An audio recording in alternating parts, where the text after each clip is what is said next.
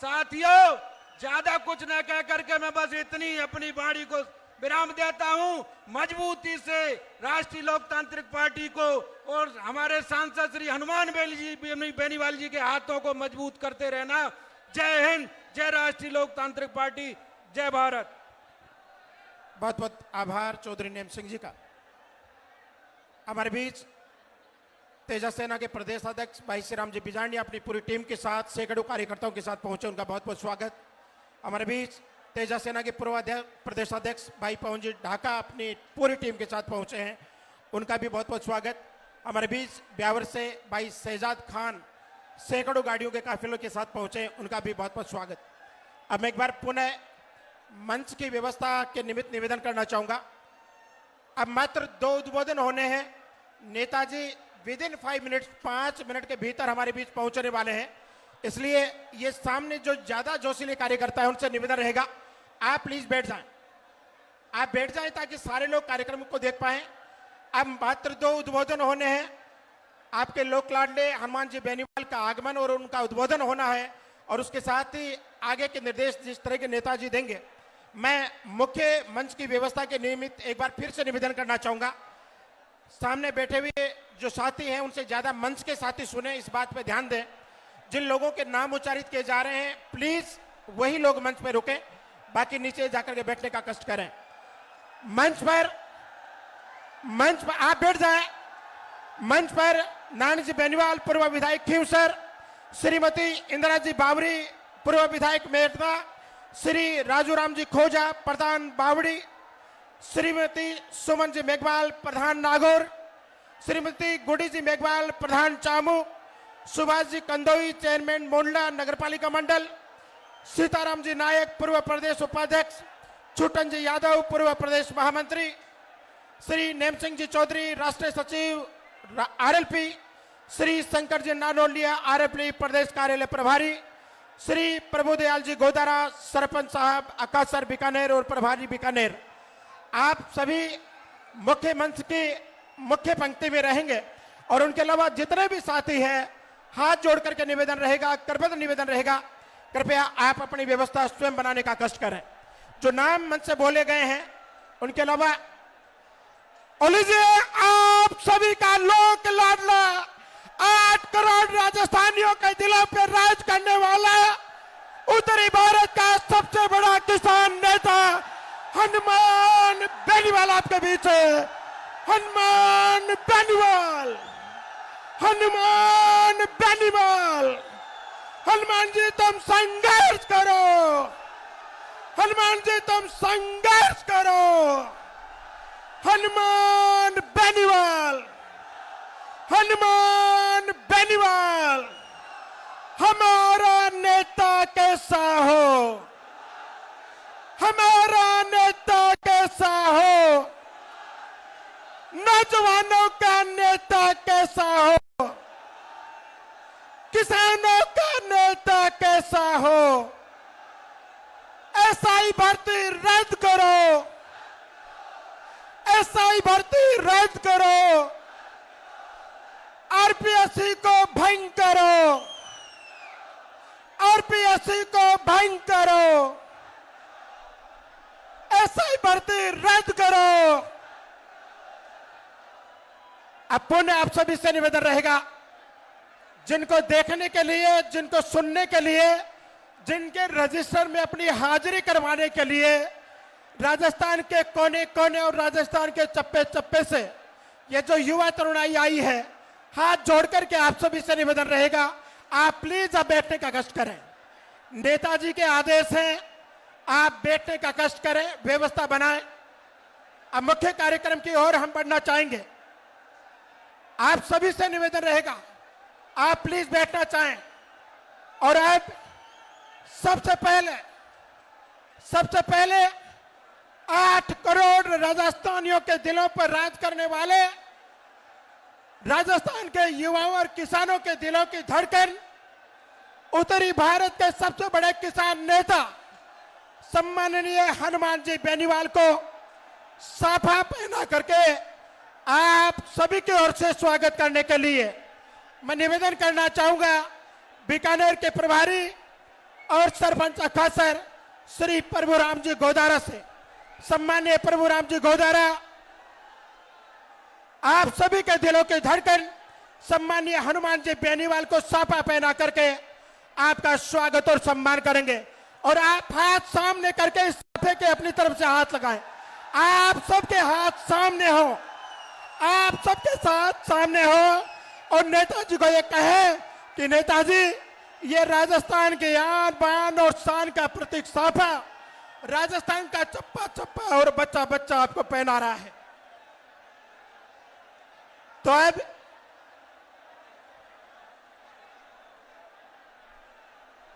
जैसा कि मैंने कहा था, तमाम उद्बोधन हो चुके हैं, सिर्फ 2 उद्बोधन होने बाकी हैं और उसके बाद सम्मानीय हनुमान जी बेनीवाल आप सभी से मुखातिब होंगे। तो मैं निवेदन करना चाहूंगा, मेड़ता की पूर्व विधायक, नारी शक्ति के प्रतीक सम्माननीय इंदिरा जी चौधरी से आप पधारें और अपना उद्बोधन हमारे बीच रखें। सम्माननीय Indira ji Chaudhary, Indira ji Bawari. Hello hello hello. Ram Ram सा। बोला तेजाजी महाराज की। Hanuman Beniwal, Hanuman Beniwal, RLP party. आज जयपुर राजनीति में मंच पर विराजमान नागौर के सांसद हनुमान जी बेनीवाल साहब, सम्मानित मंच और सभी गांव-गांव और डाणी डाणी में पधारेड़ा सभी बूढ़ा बुजुर्ग और नौजवान साथियों, माता और बहनों, प्यारे बच्चों, वैसे हनुमान बेनीवाल जी आपकी दिन और रात आपके लिए संघर्ष करे, तो मैं आप सबसे हाथ जोड़ के निवेदन करती हूँ कि हनुमान बेनीवाल जी जो आज आपके लिए लड़ाई लड़ रहा है, तो मैं आपसे निवेदन करती हूँ कि आने वाली टाइम चाहे सरकार कोई भी हो, उनको सबक सिखाना है और हनुमान बेनीवाल जी जो संघर्ष कर रहा है उनको परिणाम आपको दिलाना है। और आज जो आप लोग सब इकट्ठे हुए बड़े भाई साहब के आदेश पे, तो मैं आप लोगों से सबसे निवेदन करती हूँ कि जब तक भाई साहब आपको आदेश नहीं दे, जब तक आपको यहीं रुकना है और जो जयपुर आपको घेरना पड़े तो भी आपको घेरना है। धन्यवाद। राम राम। बहुत बहुत शुक्रिया। और अब मैं निवेदन करना चाहूंगा खींवसर के पूर्व विधायक सम्माननीय नारायण जी बेनीवाल से आप आए और अपना उद्बोधन हम सभी के बीच रखें। सम्माननीय नारायण जी बेनीवाल। आज की युवा आक्रोश महारैली में मंच पे विराजमान परम आदरणीय हनुमान जी बेनीवाल साहब, सम्मानित मंच, और सामने लाखों लाखों की भीड़, मेरे युवा नौजवान साथी, माताओं, बहनों और प्यारे बच्चों, सबसे पहले तो मैं युवा शक्ति को दिल की गहराइयों से धन्यवाद देना चाहूंगा कि आज एक बुलावे पे लाखों की तादाद में इकट्ठे होके और आज हनुमान बेनीवाल जी के हाथ मजबूत करने का जो आपने काम किया, निश्चित रूप से आप धन्यवाद के पात्र हैं। मैं तो इतना ही निवेदन आप सबसे करूंगा, अनुशासित तरीके से हमारा आंदोलन आगे बढ़े, मंच से जो भी दिशा निर्देश मिले उन दिशा निर्देश का हमें पालन करना है, क्योंकि आपका जोश, लेकिन जोश के साथ साथ होश और अनुशासन ही आपको मंजिल तक पहुंचाता, इस बात को आपको ध्यान में रखना है। मैं बहुत सारे वक्ता बाकी रह गए, मैं उनसे दिल की गहराइयों से मैं आप सबसे माफी चाहूंगा, क्योंकि समय की नजाकत को समझते हुए, क्योंकि लोग रात को 12 बजे से आने शुरू हो गए, कई लोगों को तो यहाँ अब 3 बजे हैं, तो कुछ लोग अपना उद्बोधन देने से रह गए। तो निश्चित रूप से अगली बार जो बड़ा कार्यक्रम होगा उनको मौका दिया जाएगा। मैं एक बार पुनः ऐसा ही भर्ती रद्द करने की जो संघर्ष समिति है, उस संघर्ष समिति के तमाम पदाधिकारी और यहाँ जो छात्र छात्राएं जो बैठी है, आप सबको दिल की गहराइयों से धन्यवाद दूंगा कि आपने निश्चित रूप से एक चीज बता दी पूरे प्रदेश को कि राजस्थान का नौजवान अनुशासित तरीके से अपनी बातें सरकार से मनवाने के लिए समझ गया है। मैं एक बार पुनः आप सबको हृदय की गहराइयों से धन्यवाद देता हुआ और विशेष रूप से मैं एक ही गुजारिश आप सबसे करूंगा कि हमें सही कहा है किसी ने कि हजारों साल नरगिस अपनी बेनूरी पे रोती है, हजारों साल नरगिस अपनी बेनूरी पे रोती है, बड़ी मुश्किल से होता है चमन में दीदावर पैदा। हनुमान बेनीवाल जैसा कमांडर हमें मिला तो निश्चित रूप से हमें ऐसा कोई काम नहीं करना जैसे हनुमान बेनीवाल की छवि को नुकसान हो। उनका जो भी हमें दिशा निर्देश मिले उसी के अनुसार हमें आगे चलना है। एक बार पुनः तमाम साथियों का और मीडिया के जो बंधु पधारे उनका भी दिल की गहराइयों से धन्यवाद ज्ञापित करते हुए आप सबके उज्जवल भविष्य की शुभकामना प्रेषित करते हुए मैं मेरी वाणी को विराम देता हूं। धन्यवाद। जय हिंद। राम राम साहब। बहुत बहुत शुक्रिया सम्माननीय नारायण जी बेनीवाल का। और अब आपके लोक लाडले सम्माननीय हनुमान जी बेनीवाल आपसे मुखातिब हो उससे पहले नारी शक्ति की प्रतीक के रूप में हमारे बीच हरियाणा से डॉक्टर सिक्किम नैन सोराण जी किसान मजदूर मोर्चा से तशरीफ लाई है। मैं चाहूंगा कि संक्षेप में आप भी अपना उद्बोधन रखें और उसके बाद में सीधे सम्माननीय हनुमान जी बेनीवाल आपसे जोड़ेंगे। डॉक्टर सिक्किम नैन जी। इंकलाब इंकलाब भगत सिंह तेरी सोच पे पैरा देंगे ठोक के, भगत सिंह तेरी सोच पे तेजाजी महाराज की, तेजाजी महाराज की। आप लोगों का आदरणीय सम्मानित मंच, मेरे प्यारे बच्चों और हमारे बुजुर्ग, हमारी मातृशक्ति, आप सबका बहुत बहुत धन्यवाद। और हम कहना चाहते हैं इस राजस्थान की सरकार को कि हम हरियाणा से आए हैं और यदि इंसाफ नहीं हुआ, ये भर्ती कैंसिल नहीं हुई तो हरियाणा वाले राजस्थान की तरफ मुंह कर लेंगे और वो दिन दूर नहीं जब बेरोजगारी की, हम बेरोजगारी की जो लड़ाई है इकट्ठे होकर लड़ेंगे। आज हमें दोबारा से लड़ाई की जरूरत है। इस बेरोजगारी के खिलाफ लड़ो। हरियाणा, पूरा भारत आपके साथ है। इंकलाब इंकलाब। जय जवान, जय हिंद, जय जवान, जय किसान साथी। और लीजिए अब सीधा मैं 8 करोड़ राजस्थानियों के दिलों पर राज करने वाले उत्तरी भारत के सबसे बड़े किसान नेता, आप सभी के दिलों की धड़कन और समाज के हर एक तबके की आवाज को बहुत मजबूती से हर एक मंच पर उठाने वाले, आपने आधी रात को याद किया है तो वो आधी रात को आपके बीच तैयार मिले हैं। मैं आप सबकी ओर से निवेदन करना चाहूंगा और आवाज पूरे प्रदेश में जानी चाहिए कि हनुमान बेनीवाल को बुलाया जा रहा है। मैं आवाज देना चाहूंगा, आपकी आवाज, राजस्थान की आवाज, नौजवान की आवाज, किसान की आवाज, भाई हनुमान जी बेनीवाल, सांसद नागौर अब आपसे जुड़ेंगे। आपके और इनके बीच अब कोई नहीं है, सीधे हनुमान जी बेनीवाल आपसे मुखातिब होंगे। एक बार जोरदार तालियों के साथ उनको आमंत्रण दें। हनुमान बेनीवाल जिंदाबाद, हनुमान बेनीवाल जिंदाबाद। हनुमान जी तुम संघर्ष करो, हनुमान जी तुम संघर्ष करो।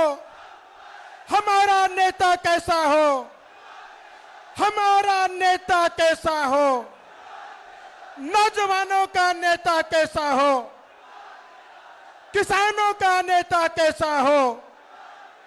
अब सीधा सम्मान्य नेताजी से आग्रह रहेगा, पधारे और राजस्थान के कोने कोने, राजस्थान के चप्पे चप्पे से आए हुए अपने इन समर्थकों से, पार्टी के कार्यकर्ताओं से, ऐसा ही भर्ती रद्द कराने वाली संघर्ष समिति के साथियों से और जो पूरे प्रदेश की आवाज बनकर के यहाँ आज हाजिर हुए हैं, उन सभी से मुखातिब होंगे सम्माननीय हनुमान जी बेनीवाल। जैसा कि सम्माननीय नारायण जी ने कहा कि हजारों साल नरगिस अपनी बेनूरी पर रोती है, बड़ी मुश्किल से हो सालों में एक बार तैयार होते हैं। आपके हर एक बात पर, आपके हर एक आह्वान पर आधी रात को भी आपके बीच तैयार रहने वाले, मौजूद रहने वाले, मैं मीडिया के साथियों से भी गुजारिश करना चाहूंगा, एलईडी के पीछे जो साथी खड़े हैं, कृपया नीचे उतरें। मैं मीडिया के साथियों से भी आह्वान करना चाहूंगा, आपने बड़े बड़े नेताओं की सभाएं, आपने देश के प्रधानमंत्री और मुख्यमंत्रियों की सभाएं भी देखी होंगी, कवरेज भी किया होगा। अगर किसी नेता के प्रति उसके समर्थकों का ऐसा जुनून है, ऐसा जज्बा है, तो उसका नाम हनुमान बेनीवाल है। वो सिर्फ इस देश में एक ही है। कहते हैं कि माता तीन रतन जन के दानी के भक्त के सूर, नहीं तो तू बाज रही जे काहे को गवावत नूर। राजस्थान की धरती पर एक ऐसा सुरवीर है जो न्याय की अंतिम उम्मीद है, न्याय की अंतिम किरण है, और एक सामान्य से आदमी से लेकर के समाज की मुख्य धारा के आदमी को भी ये लगता है कि अगर मेरे साथ कभी कुछ गलत हुआ, अन्याय हुआ, तो मेरी आवाज को उठाने वाला हनुमान बेनीवाल है। 36 कौम की आवाज को इन्होंने उठाया है, समाज के हर एक तबके की आवाज को आपने उठाया है, हर एक मंच पर उठाया है, प्रदेश की विधानसभा में उठाया है, देश की लोकसभा में उठाया है, हर जगह जहां इनको आवाज दी गई ये पहुंचे हैं। मैं एक बार पुनः संपूर्ण राष्ट्रीय लोकतांत्रिक पार्टी परिवार की ओर से यह पधारे हुए पूरे प्रदेश के इस जन सैलाब का स्वागत और सम्मान करता हुआ, अभिनंदन और इस्तकबाल करता हुआ, अब एक ही उद्बोधन होगा और वो आपके जिगर के छल्ले, आपके कलेजे के टुकड़े आदरणीय नागौर सांसद हनुमान जी बेनीवाल का होगा। मैं समझ सकता हूं आपका उत्साह इसलिए परवान पर है क्योंकि आपकी आंखों में ऐसा ही भर्ती रद्द को लेकर के जो उम्मीद की किरण है, आरपीएससी को भंग करने को लेकर के जो आशा की किरण है, वो हनुमान बेनीवाल हैं और उनसे आप सुनना चाहते हैं। आप सभी से निवेदन, आप बैठे प्लीज। ये कार्यक्रम लाखों लोग सोशल मीडिया पर लाइव देख रहे हैं, लाइव डिस्टर्ब नहीं हो इसलिए आप बैठने का कष्ट करें। और लीजिए नागौर के लोक लाडले सांसद भाई हनुमान जी बेनीवाल आपके बीच है।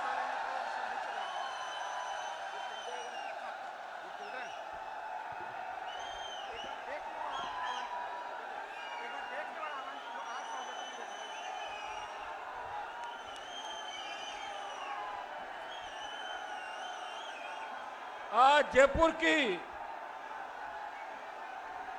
इस विशाल आक्रोश रैली के अंदर राजस्थान सहित हरियाणा और आसपास के प्रदेशों से यहां उपस्थित होकर इस देश की मोदी सरकार और राजस्थान की भजनलाल सरकार को अपना आक्रोश दिखाने के लिए जिस तरह आप यहां लाखों की संख्या के अंदर उपस्थित हुए, जयपुर की सड़कों पे नौजवानों के आक्रोश का सैलाब और आपने संदेश दे दिया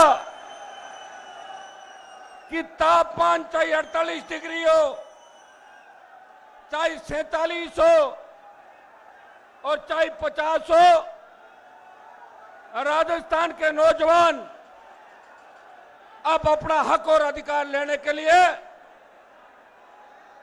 सरकार के अंदर घुसेंगे, सरकारी तंत्र पे कब्जा करेंगे और इस तरह भारतीय जनता पार्टी और कांग्रेस जो लगातार 70 साल तक राजस्थान के नौजवानों को लूट रही है, जिस तरह राजस्थान अपराधियों का अड्डा बन गया, जिस तरह अपराध में, महिला अत्याचार में राजस्थान 1 नंबर पे आ गया, जिस तरह नकल, पेपर माफिया,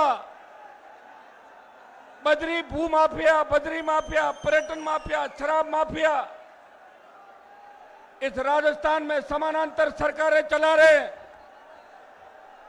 अब राजस्थान का नौजवान इन सब को उखाड़ के फेंकने के मूड के अंदर इस जयपुर की धरती पे आज अपना आक्रोश व्यक्त करने के लिए आया है।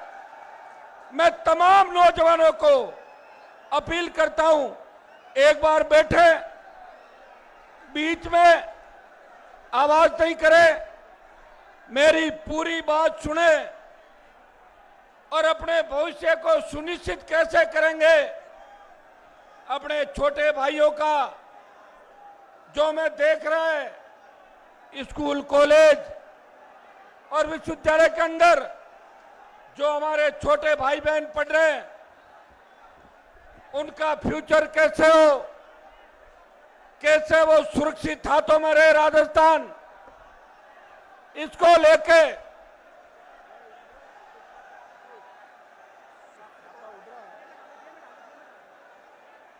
जिस तरह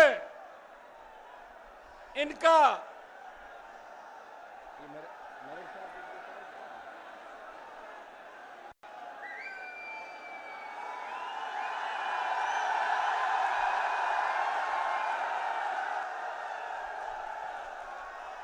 इन आने वाली राजस्थान की नई पीढ़ी का फ्यूचर कैसे सुरक्षित रहे, कैसे राजस्थान पे हमारे बच्चे, हमारी बेटियां आधी रात को भी कहीं भी निकले उस सुरक्षित महसूस करें। किस तरह राजस्थान का जो सम्मान आज से 25-30 साल पहले देश के अंदर था, कैसे उस सम्मान को लौटाएं, इसको लेके आज इस आक्रोश रैली का आयोजन किया गया। मैं धन्यवाद दूंगा मेरे छोटे भाइयों का कि बाड़मेर से लेके भरतपुर और गंगानगर से लेके डूंगरपुर तक तमाम इलाकों से सर्व समाज का नौजवान, धरती पुत्र, किसान का बेटा, किसान की बेटियां आज मुझे आशीर्वाद देने के लिए इस तपती धूप के अंदर इस लू के थपड़े झेलते हुए आज अपने भाई को मजबूती देने के लिए यहां लाखों की तादाद के अंदर आप उपस्थित हुए। मेरी तरफ से बीच में अगर आप बीच में कम बोलेंगे, हल्ला नहीं करेंगे तो आराम से सुन पाओगे सारी बात, नहीं तो हल्ले में निकल जाएगी, कब आए कब गए पता ही नहीं चलेगा। हल्ला नहीं करें बीच में, ये जब नारे लगाना हो नारे लगाएं, फिर रुके और फिर पूरे भाषण को सुने। मैं आज जो राजस्थान की जयपुर की धरती पे जिस तरह बाड़मेर से भरतपुर, गंगानगर से डूंगरपुर आप अपने अपने साधन से और अपने अपने खर्चे से प्रत्येक नौजवान इस राजस्थान के अंदर आक्रोश राजस्थान की सरकार के खिलाफ दिखाने के लिए आया, मुझे ताकत दी, मुझे ऊर्जा दी, उसके लिए आपका बहुत बहुत धन्यवाद। सबका बहुत बहुत आपका धन्यवाद। भाइयों, बहुत ज्यादा गर्मी है। इस तापघात से जो राजस्थान में 25 तारीख से लेकर 9 दिन तक नो तप्पा, जैसा कि मौसम विभाग ने बताया, लेकिन मैं आपको धन्यवाद दूंगा कि आपके हौसले के आगे कल इंद्रदेव भी मेहरबान हुए और तापमान 47 डिग्री से 37-38 डिग्री में 10 डिग्री कम हुआ। ये आपकी ताकत और आपके आक्रोश के कारण ही हुआ। मैंने मेरे जीवन के 25 साल विश्वविद्यालय की राजनीति करते हुए सत्ता को ठोकर मार के जहां भी मेरे भाइयों को जरूरत पड़ी आगे खड़ा मिला। गहलोत सरकार से टक्कर ली, वसुंधरा सरकार से टक्कर ली और देश के किसानों को आवश्यकता पड़ी तो आपके सम्मान के लिए, राजस्थान के सम्मान के लिए मोदी की सत्ता को ठोकर मार के 70 दिन उस शाहजहांपुर हाईवे पे 70 दिन तक -2 डिग्री ठंड पे वो बैठा रहा। वो आपके सम्मान की लड़ाई लड़ रहा था। जब देश के सेना को ठेके पे दे दिया, उस वक्त देश का कोई नौजवान एमपी जो मेरे भाइयों के लिए लड़ रहा था, जो कह रहा था कि राजस्थान, हरियाणा, पंजाब, दिल्ली और वेस्टर्न यूपी के हमारे जांबाज लड़ाके इस देश की सीमाओं की सुरक्षा करते हैं, देश की सीमाओं के रक्षक हैं, इस आर्मी को जो ठेके पे दिया है इसका आरएलपी विरोध करती है। और पुरजोर तरीके से अगर पिछले 4 साल से कोई विरोध कर रहा है, वो नागौर का सांसद देश के नौजवानों के लिए उनके हक और अधिकार की लड़ाई सड़क से लेकर सदन तक लड़ाई लड़ रहा है। भाइयों, आज आप सब ने यहां आके मुझे एक बहुत बड़ी ताकत दी और विरोधियों के मुंह बंद कर दिए। कहा तो प्रधानमंत्री की जब बीकानेर में रैली हुई, 20-20, 30-30 मंत्री, पूरे देश के बीजेपी के नेता, सारे साधन, गाड़ियां, एयर कंडीशन डोम, फिर भी सरकारी कर्मचारियों को ले जाना पड़ा और वो टेंट और डोम नहीं भरा। लोगों का जो मोदी के प्रति प्रेम था वो धीरे धीरे देश के अंदर कम होता नजर आ रहा है। इसमें देश का नौजवान रोजगार मांग रहा है। देश का नौजवान चाहता था कि ऑपरेशन सिंदूर जो बहुत आवश्यक था, लेकिन ऑपरेशन सिंदूर के अंदर आपने वो आतंकी कैंप पीछे क्यों छोड़े जिनको ध्वस्त करने की आवश्यकता थी? आपने पीओके पे कब्जा क्यों नहीं किया? प्रधानमंत्री जी, आप अपनी नाकामी छुपाने के लिए बीकानेर में रैली करके संदेश दे रहे हो और आपको तो यह भी पता नहीं कि रगों में लहू बहता है। आपने तो सिंदूर को रगों में डाल दिया। इससे बड़ा अपमान इस देश का नहीं हो सकता। सिंदूर हमारी संस्कृति का प्रतीक है और माताएं बहनें सिंदूर को मिटने नहीं देती। यहाँ की नारी, यहाँ की सतियां और यहाँ की जो हमारी वीरांगनाएं, उनकी अजब कहानी इस राजस्थान की वीरांगनाओं की। भाइयों, प्रधानमंत्री ने राजस्थान को लज्जित किया, यहां पर्ची का मुख्यमंत्री भेज दिया कि जिसकी पर्ची खुले वो राजस्थान का सीएम है। यह बेइज्जती राजस्थान की प्रधानमंत्री ने करी। हमें इन सब का बदला लेना है, लेकिन बदला हमें कांग्रेस पार्टी से भी लेना है। कांग्रेस भी आपकी नहीं है।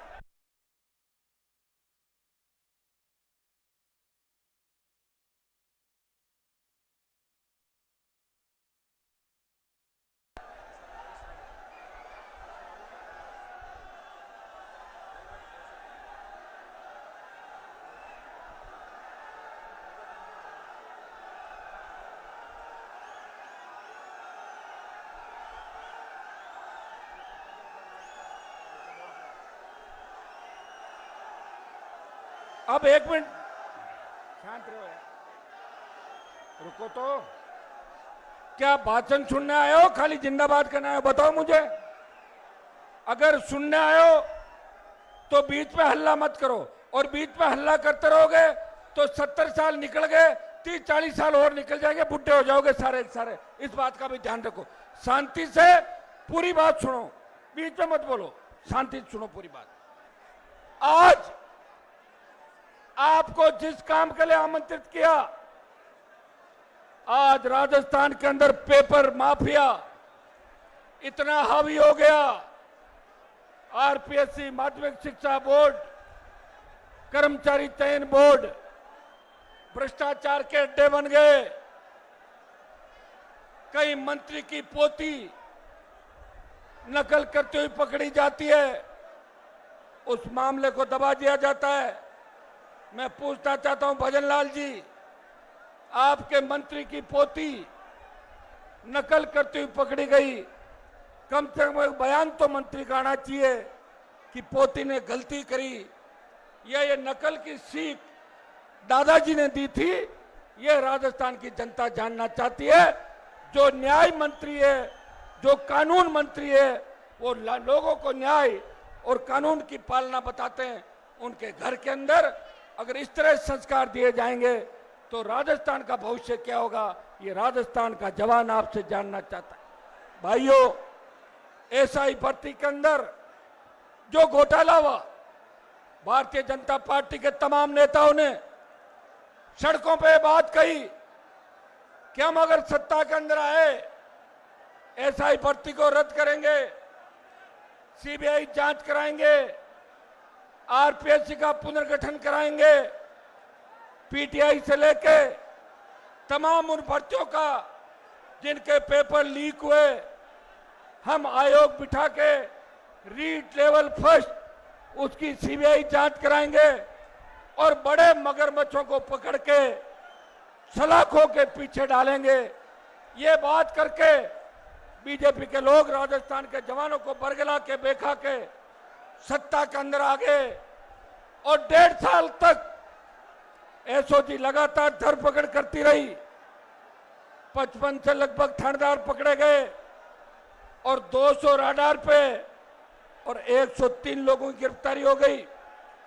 आरपीएससी के 2 मेंबर जेल के अंदर है।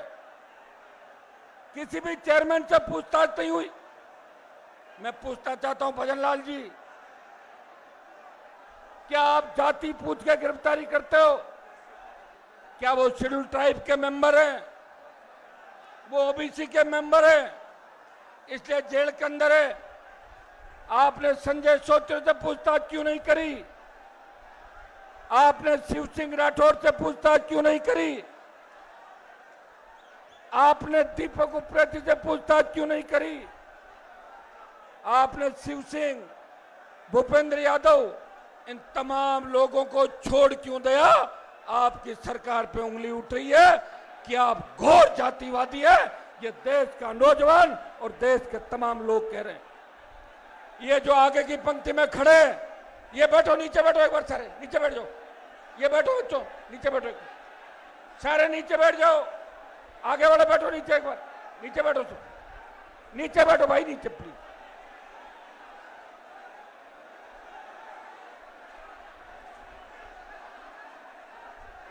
आज की जो सभा है, बैठिए नीचे। ये लड़ाई आपके लिए लड़ रहा हूं मैं, ये मेरी लड़ाई नहीं है। मुझे मेरे लिए लड़ना होता तो 2003 में मंत्री बन जाता। बैठिए प्लीज, बैठ जाइए सारे सारे, बैठो एक बार प्लीज, बैठो नीचे बैठो। ये कोई साधारण जनसभा नहीं है। जिस तरह स्वतंत्रता आंदोलन के अंदर अंग्रेजों के खिलाफ जब भारतीयों ने हुंकार भरी थी, उसमें सबसे बड़ी क्रांति की शुरुआत हुई थी। वो 1857 की क्रांति थी। ये आक्रोश रैली इस राजस्थान के बदलाव की क्रांति है। इस क्रांति का आगाज जयपुर की धरती से लाखों नौजवान कर रहे, लाखों धरती पुत्र कर रहे। भाइयों, ये राजस्थान के युवाओं का उबलता हुआ आक्रोश है, जो गर्मी के अंदर भी नौजवान भूखा प्यासा ईंट से ईंट बजाने को तैयार है। आज जब आप सड़कों पर उतर आए, ये बेरोजगारी, भ्रष्टाचार और असंवेदनशील शासन के खिलाफ जन ज्वार है, जनता का उबाल आक्रोश है। मैं उस विश्वासघात के खिलाफ, ये जो हुंकार है वो उस विश्वासघात के खिलाफ है जो आरपीएससी और सरकार में मिलकर इस राज्य के नौजवानों के साथ किया। भाइयों, एसआई भर्ती कोई सामान्य प्रक्रिया नहीं थी। एसआई भर्ती की आड़ के अंदर एक ऐसी साजिश जिसमें पैसे वाले और मेहनत करने वाला बेरोजगार नौजवान परीक्षा पास करने के बाद दर दर की ठोकरें खा रहा है और पैसे वालों ने बैकडोर एंट्री के माध्यम से अपने चेते लोगों को थानेदार बना दिया। आरपीएससी जैसी संवैधानिक संस्था आज भ्रष्टाचार का गढ़ बन चुकी है। पेपर लीक, ओएमआर सीट की अदला बदली, नॉर्मलाइजेशन से मेरिट का मजाक और सबसे चिंताजनक भजनलाल सरकार की चुप्पी कि भजनलाल चुप है। चाहे जोगाराम की पोती पकड़ी जाए, चाहे दूसरा कुछ करे। भाषणों में तो कहते हैं कि कांग्रेस के नेता रात को अंधेरे में मिलते हैं, लेकिन उन बड़े मगरमच्छों को पकड़ने की हिम्मत इस भजनलाल सरकार के अंदर नहीं। मैं मुख्यमंत्री से पूछना चाहता हूं, जब एसआई थानेदारों की गिरफ्तारी हो चुकी है, जब 200 से ज्यादा रडार पे, जब एसओजी ने भर्ती डालने की पुष्टि कर दी, जब मंत्रियों की समिति ने भर्ती रद्द करने की बात करी, तो सरकार चुप क्यों है? आरपीसी के सभी सदस्य सेवारत योग्य और ईमानदार अधिकारी होने चाहिए। जब सच्चे सेवा में होंगे तो उन्हें भ्रष्टाचार करने पर सेवा से हटाए जाने का डर रहेगा। और आरपीएससी के सदस्यों की संख्या निर्धारित करने का अधिकार राज्यपाल के पास है। हम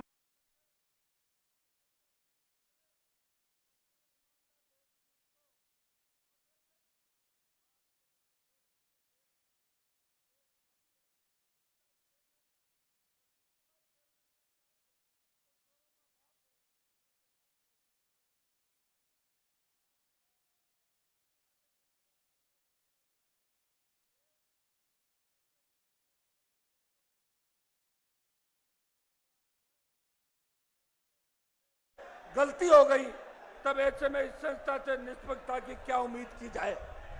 ऐसे में सरकार को आरपीएससी के पुनर्गठन में क्या परेशानी है? जल्द से जल्द इसका पुनर्गठन करे। ये देश और प्रदेश का नौजवान, वर्तमान भाजपा सरकार ये नहीं करती तो आरएलपी तो सरकार बाद में जब आप बढ़ाओगे इस बार 28 के अंदर, वो तो सारी सरकार ही आपकी होगी। भाइयों, हमारी मांग है सरकार से, एसआई भर्ती को रद्द करें। नंबर 1, मामला हाई कोर्ट के अंदर है, कल हाई कोर्ट में तारीख है। हम चाहते हैं कि सरकार हमें आश्वस्त करे कि भर्ती की सारी प्रक्रिया को रद्द करके, और कोर्ट कल निर्णय करेगा। सरकार की तरफ से यह नहीं लिखा जाए कि भर्ती रद्द नहीं कर रहे हैं, यह सरकार हमें आश्वासन दे। यह हमारी पहली मांग है।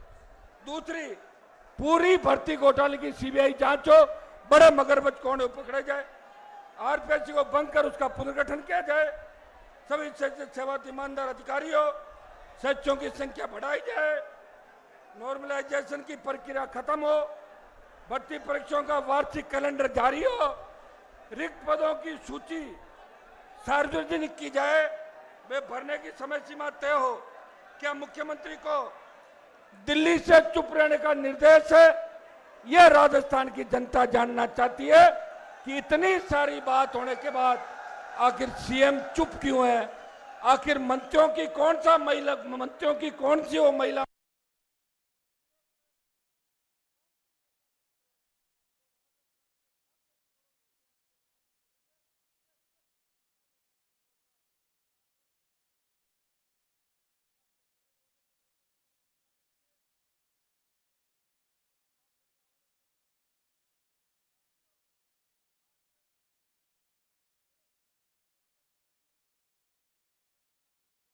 में भारतीय संविधान का अनुच्छेद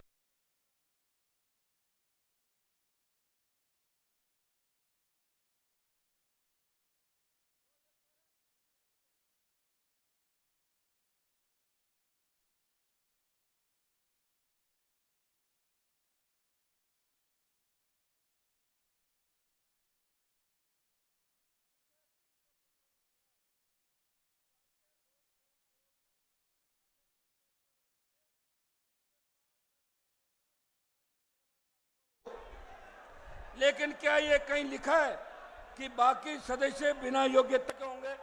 कहीं नहीं लिखा। हमारी साफ मांग है कि आरपीएससी के सभी सदस्य सेवारत योग्य और ईमानदार अधिकारी होने चाहिए।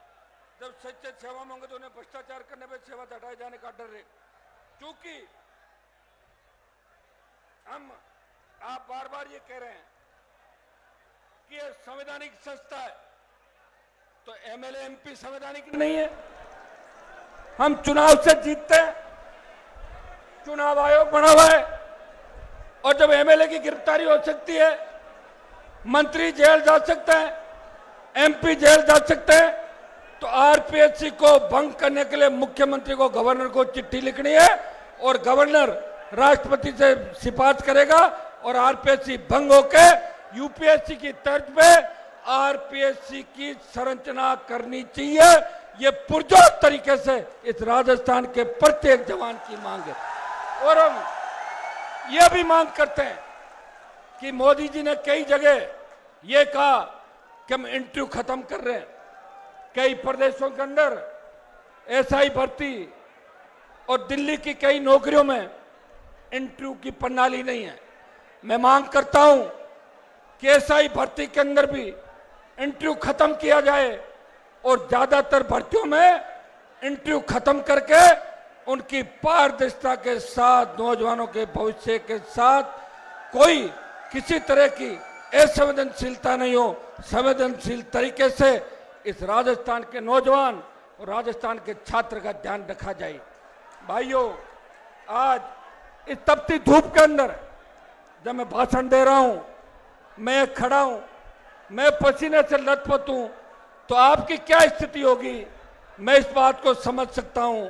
लेकिन आप चिंता नहीं करें, मैं 25 साल से मेरे छोटे भाइयों के लिए लड़ रहा हूं। चाहे नकल का मामला हो, चाहे माफिया का हो, पेपर लीक हो, रीट का हो, एसआई का हो, आरपीएससी पुनर्गठन का हो, अगर सड़क से लेके लोकसभा में इस मामले को सबसे ज्यादा बार इस राजस्थान के भ्रष्टाचारियों की पोल किसी ने खोली तो नागौर के सांसद ने छोटे भाइयों का सम्मान देश की सबसे बड़ी पंचायत के अंदर हमेशा आपकी बात को बल देते हुए किया। यदि बात हम आज ये मांग कर रहे हैं कि जितने भी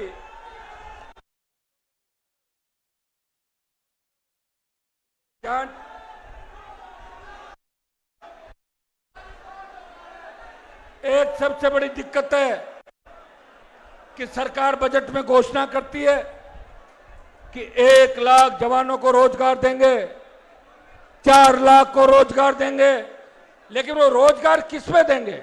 नरेगा में देंगे या सरकारी पद भरेंगे? इसके बारे में कोई क्लियर नहीं।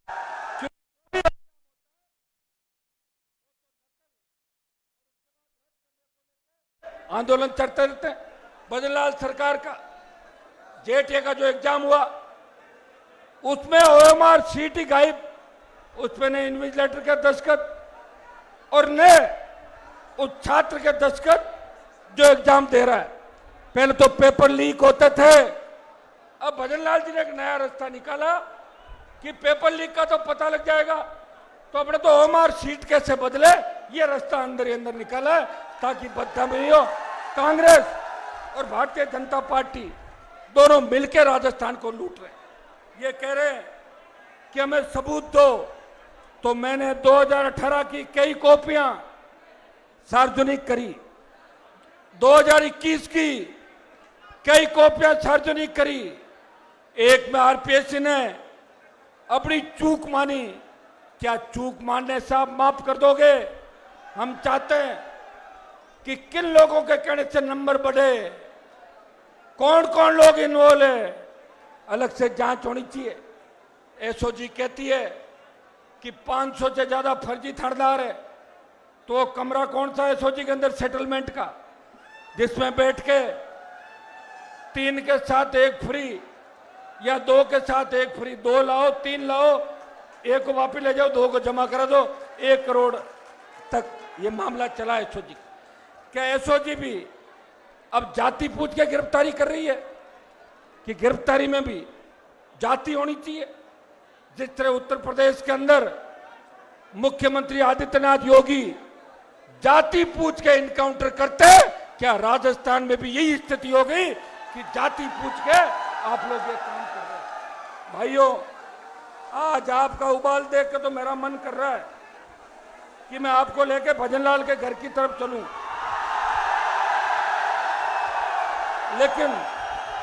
लेकिन भजनलाल आज या है नहीं, दिल्ली गया हुआ भजनलाल।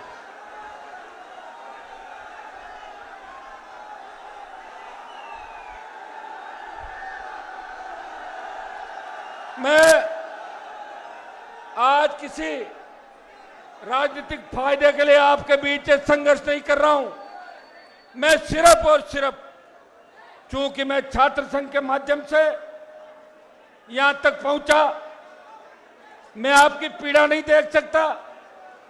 मेरे पास आके जब भी कोई बच्चा रोता है जब भी कोई बच्चा ये कहता है कि हम जाएं तो किसके पास जाएं बताओ, तब मैं आपकी पीड़ा को अपने गले का हार बना के सड़कों पर आपके लड़ता हूं, संसद में लड़ता हूं, उन हार्डकोर अपराधियों के खिलाफ लड़ता हूं, उन माफियाओं के खिलाफ लड़ता हूं, जान हथेली पर रख के अपने छोटे भाइयों के सम्मान को ठेस नहीं लगे इसके लड़ रहा हूं। भाइयों, मैं उस मां की ओर से बोल रहा हूं जो खेत बेचकर बेटे को पढ़ा रही है। मैं उस नौजवान की ओर से बोल रहा हूं जो भूखे पेट कोचिंग में बैठता है फिर भी हार नहीं मानता। और मैं सरकार को चेतावनी देना चाहता हूं, अगर इन मांगों को नहीं माना तो आज रैली जयपुर के अंदर है, कल आंदोलन हर जिले हर गांव के अंदर होगा। आज मंच है, कल विधानसभा को घेरेंगे। याद रखो, जब युवा सड़कों पर उतरा है तो सरकारें हिल जाती है। सरकार को भ्रम नहीं होना चाहिए कि हनुमान बेनीवाल अकेला है।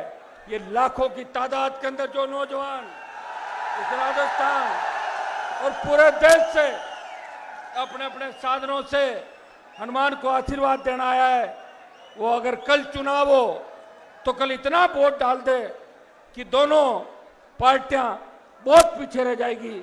मुझे पूरा भरोसा है कि 18 के अंदर इसी मैदान से मैंने पार्टी बनाई थी और हमारा सिंबल लेट हो गया था। जब मेरा भाषण हो रहा था उस वक्त सिंबल मिला और जैसे ही चुनाव चिन्ह सिंबल की घोषणा बोतल की हुई तब आपने बोतल ले रहा के ये कहा था कि स्वच्छ पारदर्शी परिषद राष्ट्र लोकतांत्रिक पार्टी देगी। भाइयों, उस वक्त भी अगर मुझे सत्ता में आना होता तो गहलोत और पायलट दोनों मेरे पीछे भाग रहे थे कि आरएलपी के 3 विधायक हमें दो। तब मैंने एक बात कही थी कि अगर 3 विधायक सचिन पायलट को सीएम बनाए तो आरएलपी के 3 विधायक में कांग्रेस को दे सकता हूं।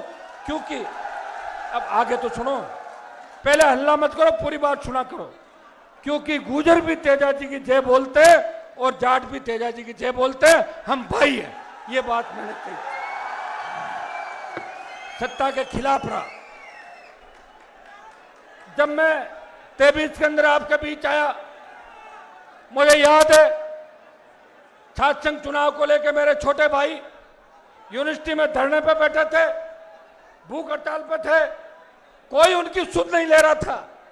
मुझे बड़ी चिंता हुई, मैं उनके बीच गया और उन्होंने उस आंदोलन को मेरे गले में डाल दिया कि आप संभालो। मैं 1 महीने तक घूमता रहा और जब मैंने रैली करी तो आंदोलन की हवा निकल गई विद्यानगर स्टेडियम के अंदर।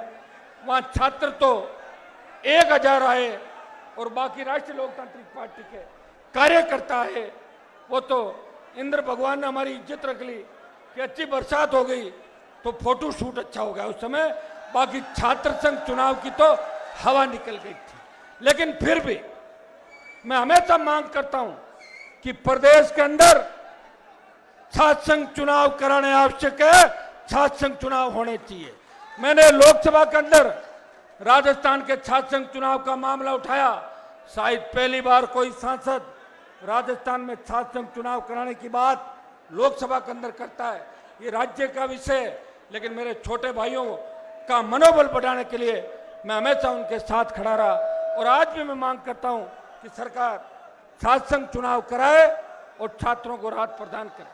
मेरे बेरोजगार भाइयों को जो बेरोजगार भत्ते की मांग हमने 15, 16, 17, 18 की हुंकार रैलियों में करी और सरकार ने कहा कि बेरोजगारी भत्ता देंगे, लेकिन बेरोजगारी भत्ता अभी तक नहीं आ रहा है। ये दुर्भाग्य है। मैं पुनः मांग करता हूं कि प्रत्येक ग्रेजुएट को, प्रत्येक पोस्ट ग्रेजुएट को बेरोजगारी भत्ते के आदेश भजन सरकार को और मोदी सरकार को करने चाहिए। मैं दूसरी मांग करता हूं कि जो 4 लाख खाली पद इस प्रदेश के अंदर है, वो एक साथ 4 लाख खाली पद भरे, कैलेंडर जारी करे और जितने भी संविदा के अंदर हमारे छोटे भाई बहने जो 500 रुपए, 600 रुपए, 400 रुपए रोज में नौकरी कर रहे हैं, और 15-15, 20-20 साल हो गए नौकरी करते हुए, उन तमाम भाइयों की बहनों की बातों को गंभीरता से लेते हुए उन सबको नियमित किया जाए। जो जो आंदोलित है उन सुविधा कर्मियों को नियमित करने का आदेश भजनलाल सरकार जारी करे। भाइयों, आज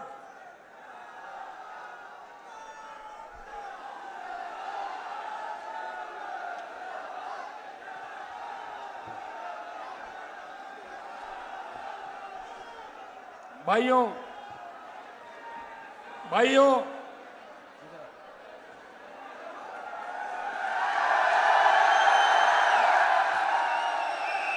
आराम से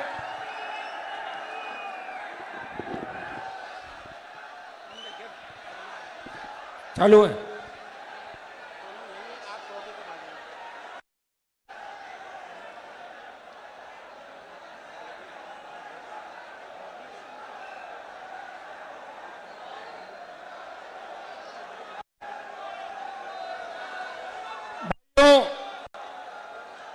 आज आपने जो मुझे ताकत दी है, मैं आपको विश्वास दिलाता हूं कि आने वाले दिनों के अंदर इस राजस्थान के जितने भी जिला मुख्यालय, जितने भी जिले, वहां मैं इसकी तारीख का ऐलान भी कर दूंगा। प्रत्येक जिले के अंदर, जिला मुख्यालय और आसपास के इलाकों के अंदर एक एक दिन आपके बीच बैठ के आपकी समस्याएं सुनूंगा। वो तारीख भी घोषणा मैं जल्दी करूंगा।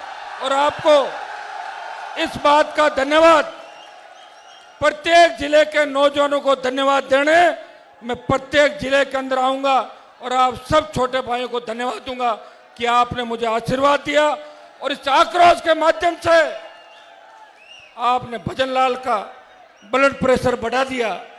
वो गर्मी के अंदर हर 15 मिनट में पूछ रहे हैं कि कहीं कूच तो नहीं हो गया, मैं तो घर के बाहर हूं। मुझे लग रहा है कि उन्होंने प्रोग्राम दिल्ली का इसलिए बना लिया पहले से ही कि कूच नहीं हो जाए, निकल दिल्ली जाके बैठ जाओ। मैं आज तक हमने राजस्थान में जितने आंदोलन किए, बड़ी हुंकार रैलियां करी, लेकिन आज का यह आंदोलन 1857 की क्रांति से भी बढ़कर है। इस लोकतांत्रिक व्यवस्था के अंदर इस आंदोलन को देश याद रखेगा। जब 45 डिग्री तापमान पर राजस्थान का किसान का बेटा उन लाखों नौजवानों के लिए लड़ रहा था, और ये लाखों नौजवान जो आए मुझे संबल देने के लिए, नई ऊर्जा देने के लिए, उन सब क्रांतिवीरों का नाम उस क्रांति के अंदर लिखा जाएगा। इस प्रत्येक नौजवान ने इस रैली के अंदर भाग लिया। इस रैली की मैं विशेषता आपको बता दूं, आज तक जो रैलियां मैंने करी, उन बीच में मत बोलो भाई, सुन लो, बीच में मत बोलो, कोई बैठे रहो। आज तक जो भी राष्ट्रीय लोकतांत्रिक पार्टी की हुंकार से लेके, पार्टी गठन से लेके आज तक जो रैलियां हुई, उन रैलियों में मैं खुद आपके बीच जाता था, आमंत्रण देता था और उसके बाद आप आते थे। यह पहली रैली है जिसमें हनुमान बेनीवाल ने आह्वान किया कि उठो, उठो मेरे छोटे भाइयों, बदल दो राजस्थान की व्यवस्था, जुल्म करने वाली इस सरकार को मार के फेंक दो। ये तो टेलर है, पूरी पिक्चर आपको दिखानी है, इस बात का भी ध्यान रखना। आज मैं पूछ रहा था एक बस वाले से, मैंने कहा बस का किराया कितना लेते हो? बोले 40,000। दिया किसने? बोले इकट्ठे होकर सवारियों ने दे दिया 40,000। यह कितना बड़ा आंदोलन है कि तेल डलवाने से लेके, खाने पीने की व्यवस्था से लेके, बसों, गाड़ियां, खुद की पर्सनल गाड़ियां, जिस तरह वॉलंटियर खड़े हैं। आज एक नई चीज देख रहा हूं कि मंच पे भागने की होड़ कम कर रहे हैं ज्यादातर। और मैं आपको एक बात कहना चाहता हूं कि मेरे आला कमान आप हो। मेरे घर के अंदर किसी नेता की फोटो नहीं, किसी के इंदिरा गांधी की मिलेगी, किसी के सोनिया, राहुल, प्रियंका, रोजूर का कांग्रेस का जीजा जी उसकी मिलेगी, और भारतीय जनता पार्टी में मोदी, अमित शाह से लेके कोई 150 फोटो मिलती है भारतीय जनता पार्टी के विधायकों के। लेकिन हनुमान बेनीवाल के घर और ऑफिस के अंदर अगर फोटो मिलती है तो वीर तेजाजी महाराज की, रुकिए, महाराजा सूरजमल की, रुको तो, राम साहब पीर की, देवनारायण भगवान की, भगत सिंह की, गोकुला जाट की, तमाम उन क्रांतिकारियों की जो आजादी के आंदोलन के अंदर जो 1857 से 1947 तक चला, या मुगल काल से लेके जो कालखंड इस हिस्ट्री के अंदर लिखे हुए, तमाम जो लड़े थे उनकी फोटो हनुमान बेनीवाल के ऑफिस और घर पे निश्चित रूप से मिलेगी। मेरा कोई आला कमान नहीं, मेरे आला कमान मेरे छोटे भाई और ये किसान है राजस्थान के, जो हमेशा मुझे सर आंखों पर बिठा कर रखते। आज वैसे मंच तो ठीक है,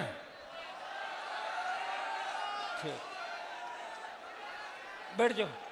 अब जो ज्यादा देर तक इस आंदोलन में 1 महीने से काम कर रहे थे, मैं देख रहा हूं एक एक चेहरे देखो, जो नीचे बैठ के भी ये कह रहे हैं भाई साहब हम नीचे ही ठीक हैं।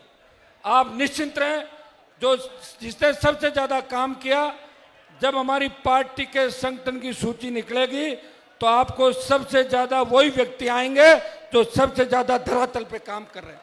और क्योंकि आज ये कोई राजनीतिक रैली नहीं है, ये आपके सम्मान की रैली है। मुझे कुछ नेताओं ने कहा कि कहां रद्द होनी, ऐसा ही भर्ती क्यों खराब हो रहे हो। मुझे कहा धूप से आपका रंग भी काला पड़ जाएगा। मैंने कहा मेरा तो पड़ा हुआ काला आधा तो पहले से, क्योंकि कई नेता यहां इससे नहीं आते, गर्मी बहुत है, बरसात का मौसम आएगा जब आ जाएंगे। और यह 28 का जब चुनाव होगा तो 27 लास्ट से लेकर 28 के बीच वो घूमेंगे यहां मुख्यमंत्री बनने के लिए। कांग्रेस और भारतीय जनता पार्टी ने तो अलग अलग नारा दिया है। कांग्रेस का नारा है खाओ और खाने दो, रुको, और बीजेपी का नारा है खाओ और गुर्राओ। एक सांपनाथ है, दूसरा नागनाथ है। भाइयों, मैं आमंत्रित मैंने किया था बहुत से नेताओं को, मैंने कहा आओ मेरा साथ दो, आओ ना, लाखों लोग जहां बैठे, क्यों नहीं आ रहे हो वहां पर। आप तो मामले उठाए थे, उठा के रवाना हो गए, मेरे गले में बांध दिया सारा सारा। और मैं लड़ रहा हूं, यह आंदोलन खत्म नहीं होगा। मैं सिर्फ ये देखना चाहता था कि जिन धरती पुत्रों के मैं लड़ रहा हूं, जिन किसान के बेटे बेटियों के लिए लड़ रहा हूं, आखिर वो मेरी आवाज पे कितनी तादाद में पहुंचते हैं, ये मैं देखना चाहता था राजस्थान के अंदर। और आज मुझे पूरा भरोसा हो गया कि मुझे कितना भी लड़ना पड़े मैं लड़ूंगा, आपको सम्मान दिलाऊंगा, उस राजस्थान को सम्मान दिलाऊंगा जो भ्रष्टाचार और अपराध का कलंक राजस्थान के माथे पे लिखा है। जिस तरह हमारी बहन बेटी अबला नारी की जो चीख पुकार राजस्थान से निकलती है, मैं विश्वास दिलाता हूं उन माफियाओं को छुपने को जगह नहीं होगी, वो बिलों में घुस जाएंगे। ऐसा राजस्थान आने वाले समय के अंदर आपका भाई आपको देगा। आप हिम्मत रखें, हौसला रखें। आपको भी गुस्सा बहुत आता है, मेरे को तो कम आता है गुस्सा। आजकल मैंने कंट्रोल कर लिया बहुत ज्यादा, क्योंकि आपकी मेरी उम्र में अंतर है। मैं जब कॉलेज में पढ़ता था तब कहता था चलो, यूनिवर्सिटी में आया थोड़ी देर चलो, फिर एमएलए एमपी बना। मुझे आपकी चिंता रहती है लाखों लोगों की। अभी करने को तो मैं तुम्हें कूच कराऊं और सारे जयपुर में रुको एक बार, रुक तो जाओ, रुको, अभी बहुत टाइम पड़ा बाकी, रुक जाओ। आज रुके भाई, सुनो मेरी, आज गर्मी ज्यादा है और उस गर्मी में भी आप और गर्माहट ला रहे हो। आक्रोश इसका नाम दिया है, आक्रोश रैली। और इस आक्रोश का परिणाम ये निकला कि भजनलाल जी तो दिल्ली गए जो गए, सारे मंत्री राजधानी छोड़ के भाग गए, पता नहीं किसके घर पे आ जाए। भाई हनुमान जी का कोई भरोसा नहीं, कह दे इधर नहीं इधर ही चलो, निकल पड़ो सारे एक सारे। तो राजधानी नेताओं से खाली हो गई, कोई मिनिस्टर नहीं राजधानी के अंदर। यहां सरकार बात करना चाहती है। कई मेरे साथी सोशल मीडिया पर लिखते हैं, जो मेरे ही मंच से तैयार होकर भागे थे, रण छोड़ के भागे, दूसरी जगहों पर चले गए, वो लिखते हैं कि हनुमान जी तो राजस्थान के नौजवानों को बरगलाते हैं। आप ये बताओ, मैंने किसी नौजवान से जमीन पे कब्जा करवाया क्या राजस्थान के अंदर? मैंने किसी नौजवान को शराब का काम करने का कहा क्या राजस्थान में? मैंने किसी नौजवान को माफिया, गुंडागर्दी, बदमाशी या मारपीट या दादागिरी की बात कही क्या कभी? अगर बड़े भाई के नाते कमरे में तुम्हें डांट दिया, देखो कमरे में डांट दिया इसका मतलब कम प्यार करता हूं, और सबके सामने डांट दिया मतलब ज्यादा पसंद करता हूं, यह भी ध्यान रखो। इसलिए थोड़ी आदत भी डाल लो कि अभी तक हमें डांटा नहीं मतलब वो नजर में नहीं है, मैं बता दूं आपको। और आज मैं आराम से अच्छे मूड में रहूंगा, आप निश्चिंत रहें। और आप देखोगे कि हनुमान जी आज आपको धन्यवाद दे रहे हैं कि मैं तो तकलीफ यहाँ पा रहा हूँ, 1 महीने से कोई दिक्कत नहीं, 25 साल हो गई। मैं तो एमएलए एमपी भी बन गया, 6 बार जीत गया, 1 बार छोटा भाई जीत गया, पिताजी रह गए। मुझे तो बहुत कुछ दिया मेरे परिवार को, और तमाम उन बड़े लोगों को जो बरगलाते थे उनको घर बिठा के नई लीडरशिप राजस्थान में तैयार की, नए नेता तैयार किए, नए मंच दिए। ये जितने लोग मंच पे बैठे हैं, ये कांग्रेस बीजेपी की रैली के अंदर हमारे इन लोगों का नंबर कभी नहीं आता।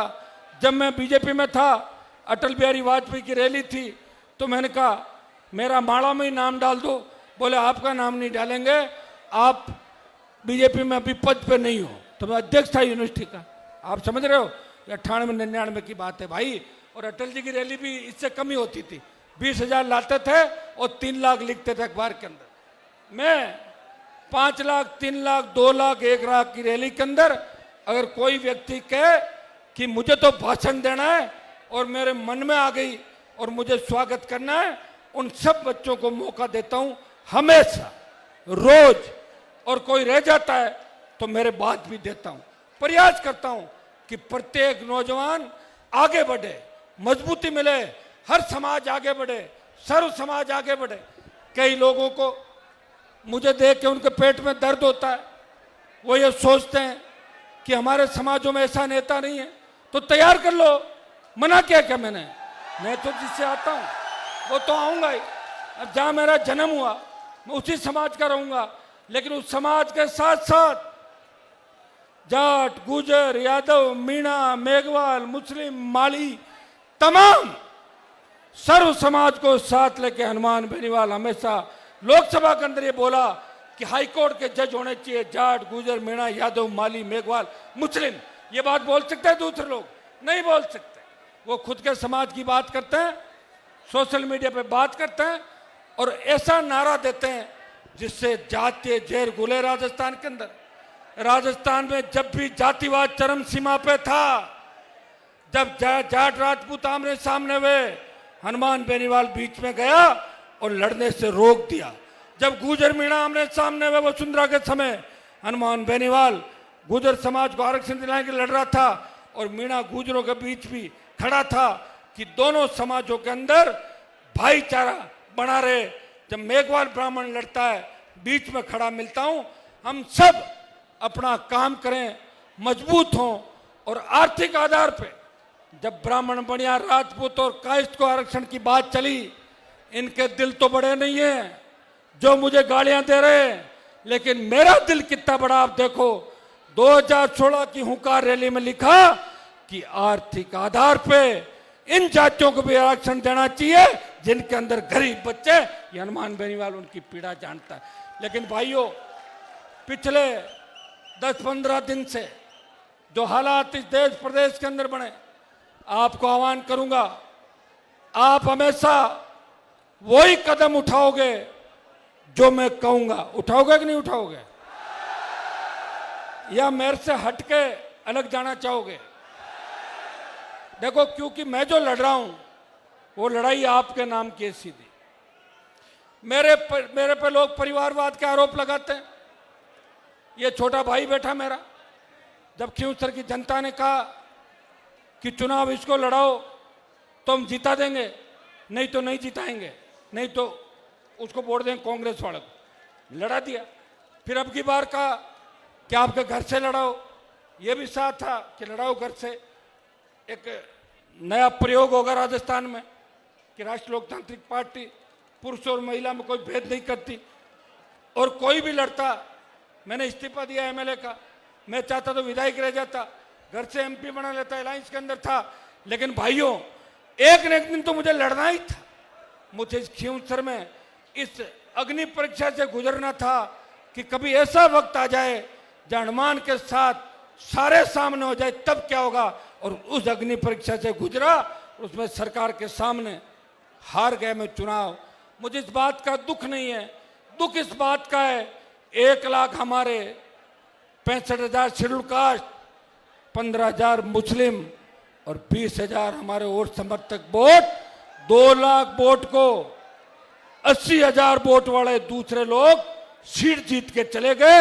ये उंगली मेरे पे नहीं उठ रही है, ये किसान कौम पे उंगली उठ रही है। अगर मैं खींवसर में जीत जाता तो गजेंद्र सिंह की मूंछ कटवानी पड़ती, और मैं हार गया, इसलिए वो मूंछ पे ताव दे रहा है। ये मैंने ताव नहीं दिलाया, ये कहीं कमजोरी रही थी हमारे उन भोले भाले लोगों की। एक गांव के अंदर मुझे कहा, मैंने कहा आखिर तुमने मुझे वोट क्यों नहीं दिए? मैंने तुम्हारे पास कुछ भी नहीं था, साइकिल नहीं थी, फॉर्च्यूनर में घूम रहा पूरा परिवार। बोले साहब बड़ी गलती हो गई, जो आपके सामने खड़ा हुआ आपके टोले से निकला हुआ आदमी था। रुको एक मिनट, रुक जाओ तो क्यों कर रहे हो ऐसे? तो मैंने कहा उसमें आपने क्या अंतर देखा कि मेरे यहां से निकले हुए को वोट दे दिया कि साहब आप तो कम मिलते हो, जब कोई जानवरों का काम करना होता, गाय भैंस खराब हो जाती है तो वो ठीक कर देता है। अब बताओ, अब क्या मैं ये काम करूंगा? क्या मैं गाय भैंस का और जानवरों का झाड़ा जंतर भोपा जी बनाओगे? मेरे को भोपा जी बनाओगे? एक बड़ा नेता बनाओगे? क्या बनाओगे बताओ? बोले साहब इसलिए हमने तो भोपा जी को वोट दे दिए। बताओ, अरे यार चलो कोई नहीं, 10 साल बाद और ठीक हो जाएंगे। गाय भैंस का काम मैं तो नहीं कर सकता, वोट मिले या नहीं मिले और देखेंगे। भाई मैंने तो मेरी तरफ से पूरा प्रयास किया कि राजस्थान में भरतपुर से लेके वहां तक, ये भरतपुर से बैठे हुए, जब पानीपत की मूवी आई, सुनिए, पानीपत की मूवी के अंदर जब मूवी में महाराजा सूरजमल के कैरेक्टर के साथ छेड़खानी की गई तो मैं लोकसभा में पोस्टर ले गया और जला के फेंक दिया लोकसभा के अंदर, ये लो पानीपत का पोस्टर। और गृह मंत्री ने मुझे बुला के कहा कि हनुमान जी इस मूवी को बैन कर दें। मैंने कहा मैं पूछता हूं, मैंने महाराज को पूछा, महाराज ने कहा मूवी बैन मत कराओ, जो आपत्तिजनक तथ्य उनको हटा दो। 10 मिनट के अंदर पानीपत की मूवी को ठीक करा दिया।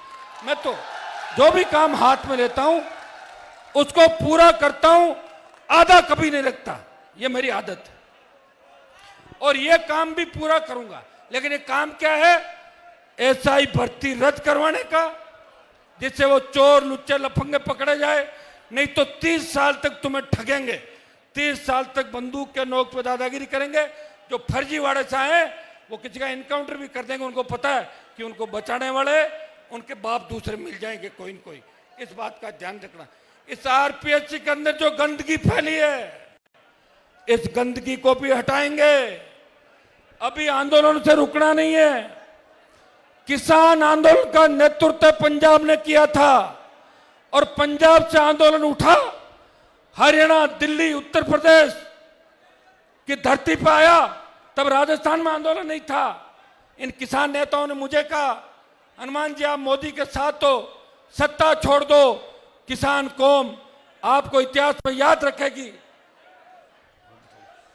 मैंने 1 मिनट नहीं कमाया और मोदी की सत्ता को ठोकर मार के शाहजहांपुर बॉर्डर पे जाके देश में संदेश दिया, मैं उसी कौम से आता हूं। मेरा डीएनए जो बॉर्डर पे शहादत देते हैं 700 से ज्यादा लोग, उनका और मेरा डीएनए एक है। मैं सत्ता में नहीं रह सकता, मैं सड़क पे जाऊंगा, मेरे भाई तकलीफ के अंदर, ये कह के मैंने सत्ता छोड़ी। लेकिन भाइयों, अब बात चलती राजस्थान पे कि राजस्थान में लड़ाके कम है। राजस्थान में तो 66 साल में नई पार्टी भी नहीं बनी। एक बार कांग्रेस को वोट डालते हैं, एक बार बीजेपी को डालते हैं। मैं पुरानी लड़ाइयों की बात नहीं करता, जहां महाराजा सूरजमल जी ने लड़ाई लड़ी, राणा प्रताप ने लड़ाई लड़ी, लेकिन मैं राजनीतिक लड़ाइयों की बात कर रहा हूं। कोई योद्धा राजस्थान में लड़ता हुआ नहीं दिखेगा, और दिखेगा तो साल 2 साल के लिए दिखेगा, और तीसरी साल में पार्टी में घुस जाएगा किसी न किसी का पल्लू पकड़ लेगा जाके। ये स्थिति राजस्थान में देखी। लेकिन मैंने देश की लोकसभा के अंदर कहा कि किसान आंदोलन का नेतृत्व पंजाब के किसानों ने किया, और अग्निवीर के आंदोलन के खिलाफ इस राजस्थान का नौजवान इस देश के नौजवानों का आंदोलन का नेतृत्व करेगा और अग्निवीर को समाप्त कराएगा।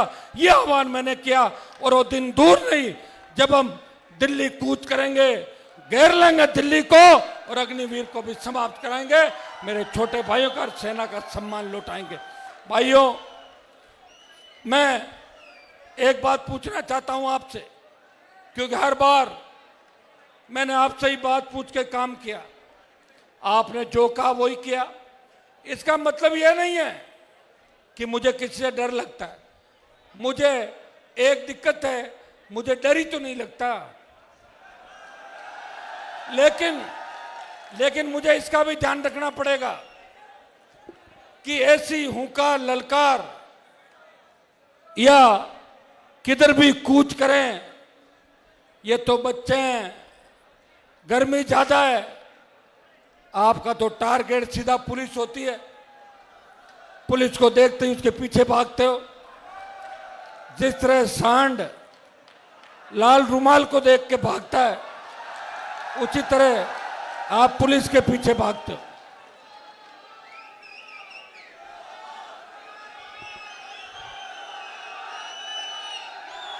मैं चाहूंगा कि मैं इस गर्मी के अंदर आपको ज्यादा परेशान नहीं करूं। एक बार सरकार की तरफ से कोई संदेश आया है तो बात करनी चाहिए कि नहीं करनी चाहिए, बताओ? कुछ तो कभी भी कर लेंगे, कौन मना कर रहा है? वो तो एक बार ही होगा, आपके गर्मा गर्मी करवा देंगे कभी। लेकिन आज, चूंकि आज गर्मी ज्यादा है और हमारी छोटी बहनें, बेटियां, महिलाएं भी बड़ी तादाद के अंदर आई। देखो, सुनिए मेरी बात, अपन सत्ता में जब ही आएंगे जब हमारी रैली में 30 से 40% महिलाएं, छात्राएं दिखेगी, उस दिन हम सत्ता के अंदर आ जाएंगे। आज से शुरुआत हो गई, अपने आप आइए। और आक्रोश रैली में महिलाओं का आना, ये भी झांसी की रानी बनकर आई है सारी। ये छोटे भाई भगत सिंह है, ये झांसी की रानी बनकर आई, लड़ेगी इस व्यवस्था से। जो सरकार का संदेश है, सरकार ये कह रही है कि बे एक बार हमसे बात करो। भजनलाल जी कह रहे हैं कि आपका झगड़ा मेरे से हो सकता है, लेकिन आपका मुद्दा तो ऐसा ही भर्ती और ये दोनों मामले हैं, तो सरकार से मैं बात करूं कि नहीं करूं? बात क्या करूं? मैं तो यहीं बुला लूंगा। हाँ, आप बुला लें। तो 2-3 लोग जो इनके सरकार के बड़े लोग हैं, जो अपने भी क्या दिक्कत है कि कई बार अपने ही लोग अपने सामने खड़े मिलते हैं, उनका ध्यान अपने को रखना पड़ता है। अपनी छोटी सी गलती की वजह से अपने आदमी का नुकसान नहीं हो, इस बात का मैंने ज्यादा ध्यान रखा 18-23 में, इसलिए मेरे दुश्मन ज्यादा हो गए। अगर मैं किसी को 18 में मार लेता, किसी को 23 में मार लेता, तो वो बयानवीर आज मेरे खिलाफ बयान नहीं देते। मैं कहना नहीं चाहता भाइयों, कांग्रेस ने भी मेरी पीठ में छुरा घोंपा, अलायंस कर रही थी, करते करते बाड़मेर वाले को बरगला के ले गए और नागौर का भी अलायंस खट्टाई में डाल दिया था। वो तो उनकी मजबूरी थी कि जो कैंडिडेट बीजेपी से लड़ रही थी उससे व्यक्तिगत दुश्मनी थी कांग्रेस के लोगों की। नहीं तो मेरा अलायंस कांग्रेस में भी नहीं होता, मुझे लड़ना पड़ता सड़क पर, और मैं लड़ता तो तुम मुझे हरा देते नागौर में पक्का लोकसभा के अंदर। हाँ, 4 लाख वोट आ जाते, 50,000 से हार जाता, तो मैं लड़ा था पहले, मुझे याद। लेकिन अब मुझे पूरा भरोसा है कि खींवसर में हराने के बाद अब कहीं न कहीं आप ये सोच रहे हो कि हमारा तो कोई बचा ही नहीं राजस्थान में, सारे कांग्रेस बीजेपी में चले गए, सारे सत्ता के पीछे भाग गए, एक ही तो लड़ रहा है हमारे लिए 24 घंटे, जो हमारे स्वास्थ्य का ध्यान रखता है, जो हमारी चिंता करता है, जो किसी कोई अगर रोता हुआ आता है उसके आंसू पहुंचता है, वो हंसता हुआ उस घर से जाता है, एक ही व्यक्ति है। इसलिए हमें ताकत देनी है। और आज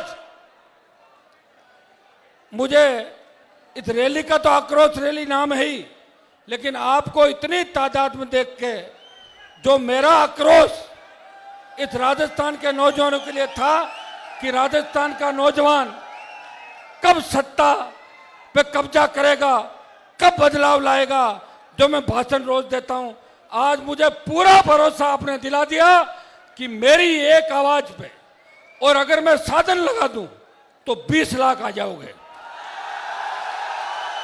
मेरी एक आवाज पे बिना साधन अब मुझे भरोसा हो गया कि मैं जेल भी चला गया तो आप मुझे छुड़ा लोगे। पहले बीच में मेरा भरोसा उठ गया था कि कहीं मैं चला गया तो तुम मुझे भूल नहीं जाओ पीछे से। वैसे जेल जाने की नौबत नहीं आएगी, क्योंकि जेल तो वही लोग जाएंगे जिनको अपन भेजना चाहते हैं, चिंता नहीं करें। तो भाइयों, सरकार का संदेश है, 2 मिनट आप शांति से रहो, मैं बात करके 5 मिनट बाद मैं वापस खड़ा हूँगा, आपसे पूछूंगा। गर्मी बहुत है, मुझे पता सुबह से भूखे प्यासे किस तरह रात से ही आके बैठ के, कई लोग तो रास्ते के अंदर है, जाम लग गए, आपने सारे रिकॉर्ड तोड़ दिए। कुछ कमियां मेरी तरफ से रही, मेरी पार्टी की तरफ से रही कि डोम, रुको एक मिनट, डोम 3-4 लगाने की बात थी, सारे डोम प्रधानमंत्री के वहां चले गए। सरकार ने कहा कि इनके तो टेंट ही मत लगने दो, होर्डिंग मत लगने दो, लेकिन फिर भी मैं धन्यवाद दूंगा उस व्यक्ति को जिसने एक डोम खड़ा किया। रात को आंधी आई, आपके लिए इंद्र भगवान ने भी कहा टेम्परेचर कुछ कम करो, तो ये भी उड़ गया था। ये एक तो लगाया, दूसरा उड़ ही गया। बाकी आगे से मैं ध्यान रखूंगा। मुझे पता भी तो नहीं था, मैंने कहा कहीं छात्र संघ चुनाव की तरह हवा नहीं निकाल दो इस बार, लेकिन अब मुझे पूरा जोश और विश्वास है कि अब मैं जब भी आगे कोई कार्यक्रम करूंगा, जहां भी करूंगा, पूरी व्यवस्थाएं चाक चौबंद होगी, जिसमें आपको परेशान होने की आवश्यकता नहीं पड़े। 11 बजे से लगातार 10 बजे से 6 घंटे में तपती धूप के अंदर आप बैठे हो और आपने संदेश दे दिया कि वीर तेजा जी के वक्त राजस्थान पे कब्जा करने के बाद दिल्ली की ओर कूच करेंगे। ये संदेश आपने इस महारैली से दे दिया। भाइयों, बहुत बहुत आपको धन्यवाद, बारंबार धन्यवाद। राष्ट्रीय लोकतांत्रिक पार्टी के पूरे परिवार को, मंचासीन सारे जो मेरे साथी बैठे हैं, सारे भाई, बाहर से आए हुए जितने भी नेता, सबका हृदय से आभार, धन्यवाद। पत्रकारों का, मेरे मीडिया के, इलेक्ट्रॉनिक मीडिया, प्रिंट मीडिया, तमाम छोटे भाइयों का जो यूट्यूब चैनल जितने भी लेके लगातार 1 महीने से हमें मजबूती दे रहे हैं, हमारे सोशल मीडिया के उन योद्धाओं का लगातार हैशटैग चला के, पोस्ट करके, ट्विटर पे, इंस्टा पे, फेसबुक पे मुझे ताकत दे रहे, सबका बारंबार धन्यवाद। 5 मिनट के लिए आप लोग एक बार बैठ जाएं, सारे 5 मिनट में मैं बात करके वापस खड़ा होऊंगा। अगला काम क्या करना है मैं आपको बताता हूं। बैठिए, 5 मिनट बैठिए प्लीज। 2-4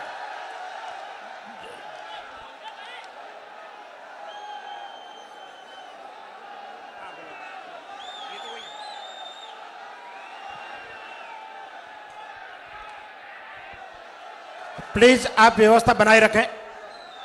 विद इन 5 मिनट्स संभागीय आयुक्त पूनम जी, वरिष्ठ आईएएस और कमिश्नर जॉर्ज बीजू जोसेफ साहब यहाँ मौजूद हैं।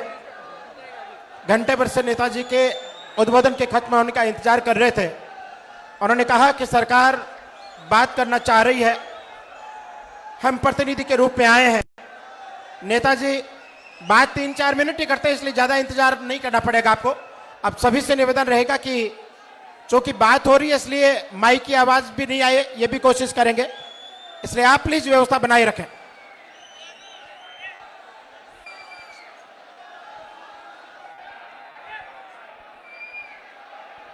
आपकी आवाज आएगी तो बात प्रॉपर नहीं हो पाएगी, इसलिए थोड़ी सी शांति बनाए रखें।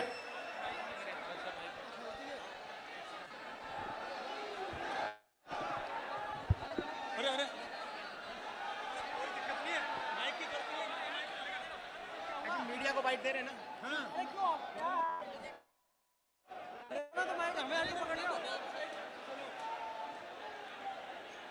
एक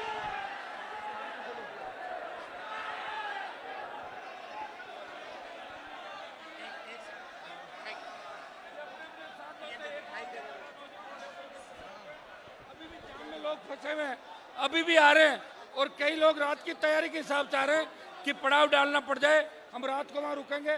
मैं धन्यवाद देता हूं राजस्थान के जवानों का, इन्होंने आक्रोश रैली से दिखा दिया कि भजनलाल सरकार पूरी तरीके से फेल है। कांग्रेस विपक्ष की भूमिका नहीं निभा रही, सिर्फ बयानवीर है। राष्ट्रीय लोकतांत्रिक पार्टी में पूरा भरोसा, आभार जताया और ऐसा ही भर्ती रद्द कराने, आरपीएच का पुनर्गठन, खाली पद भरने, जितने भी भर्ती परीक्षाएं हुई है इनको रद्द कराने, रीट लेवल पर की सीबीआई जांच, ये हमारे प्रमुख मुद्दे हैं और इनको लेके हम यहाँ बैठे हैं।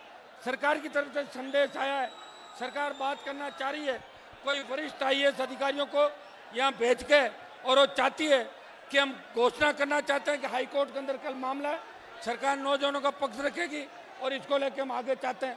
और हमारे भी सब लोगों की इच्छा यही है कि गर्मी बहुत ज़्यादा है, इसलिए सरकार का तंत्र जो भी आता है एक बार मंच पे बुला लेते हैं उन लोगों को। वो तो हम चाहेंगे वही हो जाएगा, कदम तो हमारे पास ही तो है। वो तो अब दो ही चीज़ है, या तो कूच करो और या सरकार से बात करो। तो अभी गर्मी बहुत ज़्यादा है और लोग बाहर से आए हैं, भूखे प्यासे 1000 किलोमीटर से आए।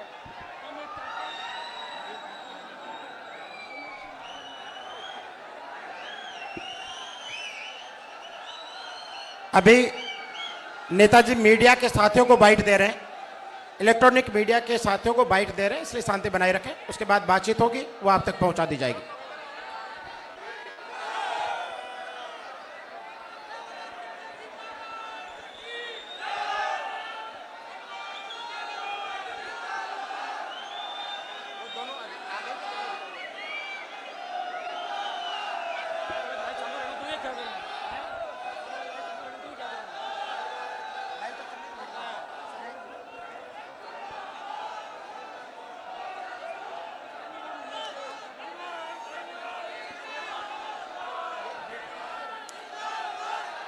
आप प्लीज शांति बनाए रखें। मीडिया के साथियों से प्रॉपर बात नहीं हो पा रही है आपके आवाज की वजह से।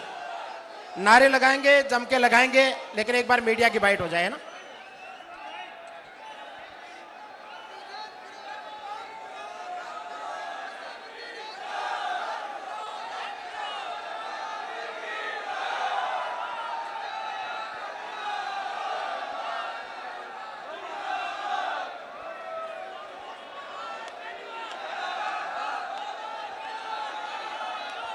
प्लीज 50 से अधिक टीवी चैनल्स के रिपोर्टर्स अपनी बाइट कर रहे हैं, इसलिए उन तक नेताजी की आवाज पहुंचे। आप सहकार करें, सहयोग करें।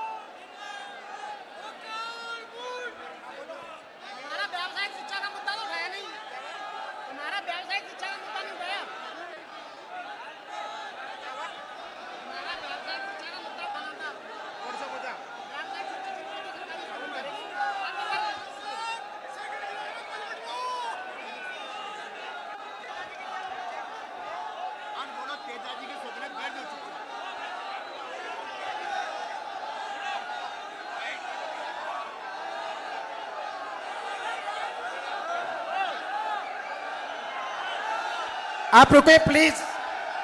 आप सभी को तेजाजी महाराज की कसम है, आप रुके, आवाज नहीं कर।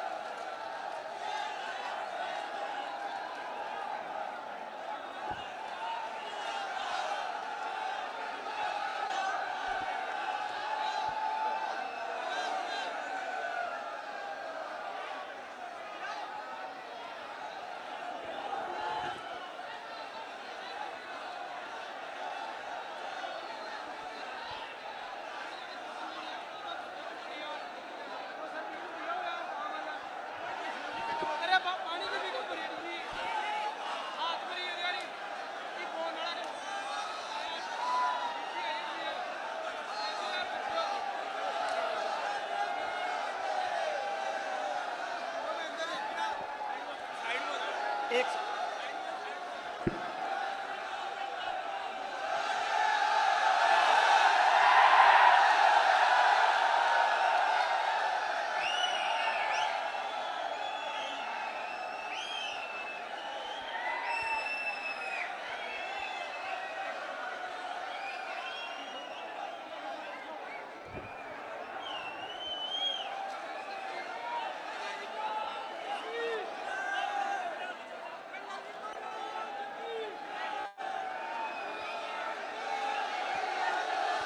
महज 5 मिनट आप धैर्य बनाए रखें। 5 मिनट की बात है। अच्छा और सुखद समाचार आपको मिलने वाला है। 5 ही मिनट की बात।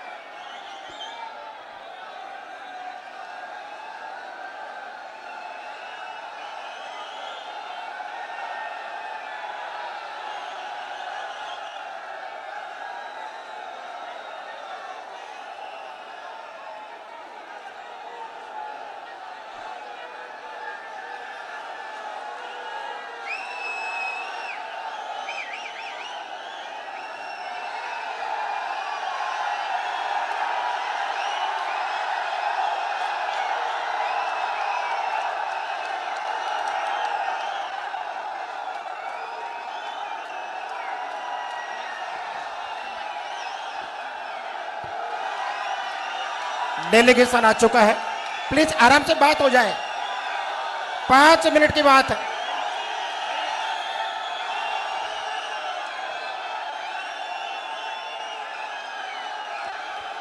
हनुमान बेनीवाल हिसाब मंच पर ही करता है, मान गए ना?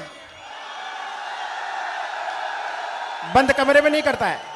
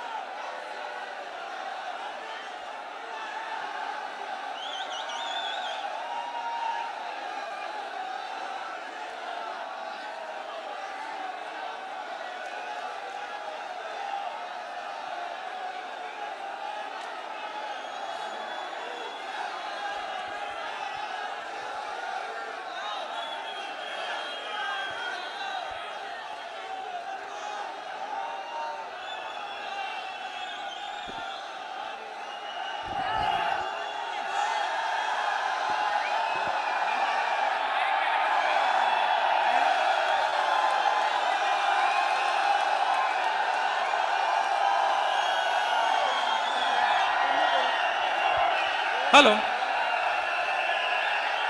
1 मिनट सुनो, 1 मिनट सुनो, सुनो सुनो भैया, 1 मिनट सुनो, सुनो सुनो, मैं बोल रहा हूं, उसको सुनो तो सही।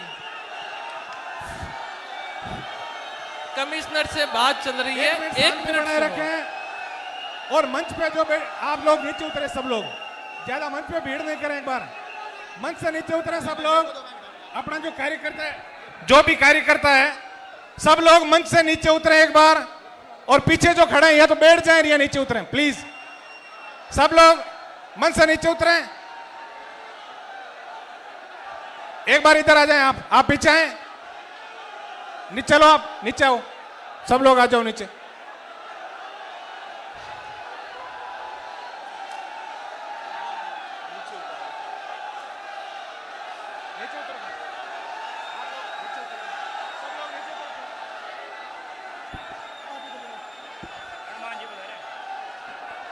उतारो ना।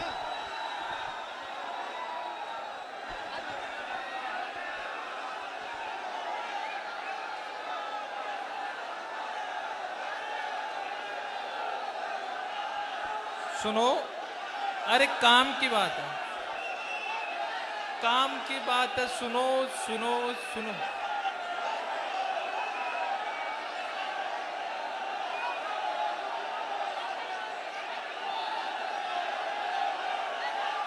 अरे भैया सुनो, भैया सुनो।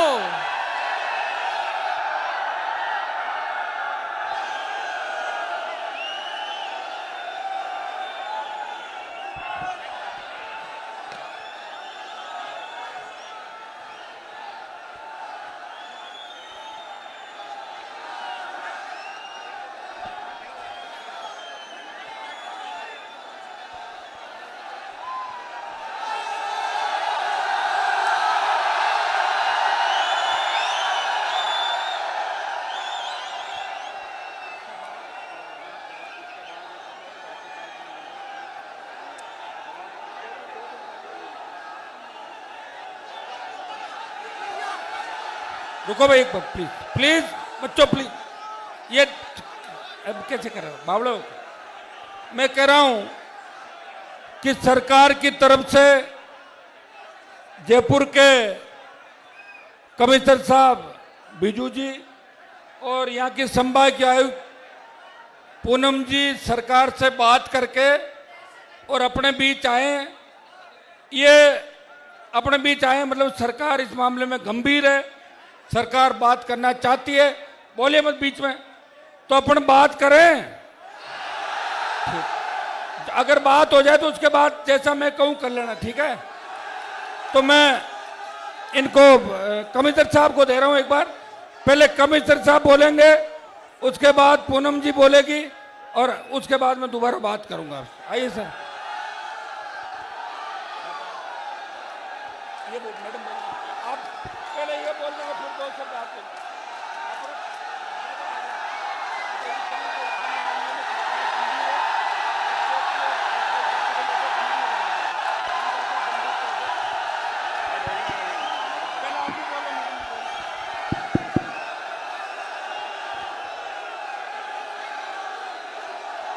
नमस्कार, नमस्कार। आपके सांसद महोदय से हमारा बातें होगी। आपके जो मांगे हैं वो सक्षम स्तर पर उनका परीक्षण होगा। मजबूती से आपका पक्ष राज्य सरकार द्वारा परीक्षण किया जा रहा है। पूरी तरह राज्य सरकार संवेदनशील है आपके पक्ष के देखे हुए, और माननीय सांसद महोदय जो भी मांगे रखा है उसको हम सरकार के सामने पेश करेंगे, और इसके बाद आपके फेवरेबल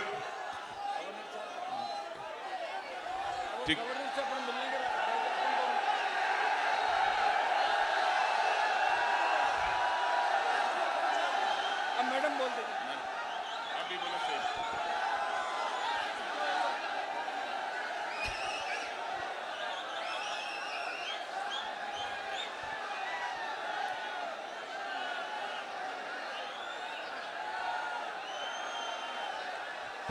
पेपर लीक का जो मुद्दा उठाया गया है, ये सरकार हमेशा से इसके प्रति काफ़ी गंभीर है, और जिन मुद्दों को आज आपने ज्ञापन के द्वारा हमारे सामने रखा है, सरकार उस पर न्यायपूर्वक विचार करेगी, परीक्षण करेगी, और जो भी होगा उस पर न्यायपूर्वक विचार किया जाएगा। हाँ, सरकार युवाओं के भविष्य के प्रति काफ़ी गंभीर है, इसका बार बार आपको अनुभव भी कराया गया है, और आज आपने जो मुद्दे रखे हैं उसका भी हम परीक्षण करेंगे। एक हम आज कमिश्नर साहब और डिविजनल कमिश्नर अपने बीच आए। हाँ, कर रहे हैं, अभी कर देंगे।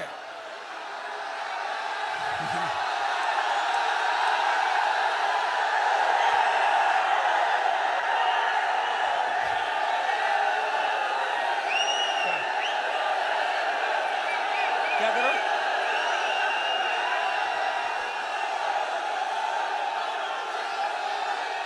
रुको एक बार। अभी सरकार के कोई मंत्री होते, रुको पहले पूरी बात सुनो, ऐसे करने से नहीं। सरकार के कोई मंत्री होते तो वो भी ये बात नहीं कह पाते, क्योंकि एसआई भर्ती का मामला कल हाईकोर्ट में अंतिम सुनवाई है, और वहां सरकार अपना ये पक्ष रखेगी। नहीं तो सरकार ये लिखती कि भर्ती रद्द मत करो, अब कम से कम ये तो लिखेगी कि रद्द करो। आप जानो, हो जाएगा आपका काम, और क्या, कोर्ट ही करेगा वो तो, कोर्ट ही। सुनिए मेरे बात। आप दूसरा, आरपीएससी का जो पुनर्गठन है, अपन दो ही विकल्प है अपने पास। या तो इधर चले, जब लाठी बाटा जंग करा लो पुलिस के साथ। रुक जाओ एक बार, रुको, कौन सुन रहा है तुम्हारे को? और दूसरा, जब ये दोनों अधिकारी आए, और बिजू साहब बहुत ताकतवर है भाई, जब भी तो कमिश्नर लगे हुए यहाँ पे, बिना ताकत का कौन कमिश्नर लगाता है? इतना भी नहीं समझता क्या? ये सरकार से बात करके ही आए, और ऐसे कमिश्नर साहब नहीं आते। बात करके, और जो भारी आक्रोश आपका है, इसको लेके प्रधानमंत्री तक चिंतित है कि बच्चों के भविष्य के साथ किया जाए। तो आरपीएससी का पुनर्गठन और एसआई भर्ती रद्द, जितने भी मुद्दे हैं, इसको लेके क्या कर रहे हैं? क्या कह रहा है? किसका आ गया? छोड़ो, रुको एक बार। सबकी चिंता करनी मुझे को, वहां से लेके जो वहां तक बैठे हैं ना, वहां तक मुझे सबकी चिंता करनी है। 5 लोग कुछ कह दे और 3 कुछ कह दे, इसमें नहीं करूंगा मैं। बैठ जाओ चुपचाप। जो दोनों मामले, उनके अंदर सरकार की तरफ से साफ संदेश है कि सरकार आपकी दोनों मांगे मान रही है, ठीक है। तीसरा, पेपर लीक की घटनाएं नहीं हो, और कल या परसों कमिश्नर साहब और मैं और 5 आदमियों का प्रतिनिधिमंडल राज्यपाल से मिलने जाएंगे। 3, 4, 5 लोग तो करेगा तो राज्यपाल ही, ठीक है। तब अब सुनो, बाकी तुम्हारी नाराजगी है, क्योंकि मैं तुम्हें लेके चलूंगा, तुम यही लड़ लोगे 3 कदम दूरी, फिर कौन संभालेगा बताओ? मेरी जवाबदारी है। आज जो राजस्थान से मेरे भरोसे जयपुर में आया है, उसके माता पिता इंतजार कर रहे हैं कि हनुमान जी की रैली में गए, वापस सुरक्षित आने चाहिए। क्योंकि आज, रुको भाई, हाई कोर्ट, व्हाइट हाउस वगैरह तोड़वा दूंगा सारे, चिंता मत करो। मैं कह रहा हूं, एक बार एसआई भर्ती रद्द होगी अपनी, आरपीएस का पुनर्गठन होगा, प्रमुख जो तुम्हारे मुद्दे हैं, आज ये आक्रोश देख के दिल्ली तक और दोनों पार्टियों के नेताओं के अंदर कितना डर होगा, ये आप अंदाज लगा दो, खुद ही अंदाज लगा लो मेरे भाई। और अपने को भरोसा करना होगा। अगर ये आए, सरकार की तरफ से आए, बात करने आए और अपने बीच आए, मैंने आपको पूछा था, आपने कहा कि बात करो। रद्द करने का ये नहीं बोल सकते, रद्द करने का तो हाईकोर्ट या सुबह ही बोलेंगे, जो होगा कल हो जाएगा आपका, ठीक है। बोले तयाजी महाराज की। और तुम्हारा सबसे बड़ा गारंटी तो मैं बैठा हूं ना, इनसे क्या करोगे? मैं हूं ना गारंटी। नहीं करेंगे तो अब की बार बसों का, गाड़ियों का भाड़ा तुम्हें नहीं देना पड़ेगा, ठीक है। वापस बुला लेंगे तुम्हारे को। तैयार हो ना? आराम से धीरे धीरे जाना है, 40, 50, 60 की स्पीड, ध्यान रखना। आराम से सबको घर पहुंच हो गई, ठीक है। बहुत बहुत आपको धन्यवाद। वो ज्ञापन ला दे भाई, ज्ञापन ला, ज्ञापन। अरे वो ज्ञापन ला, ज्ञापन।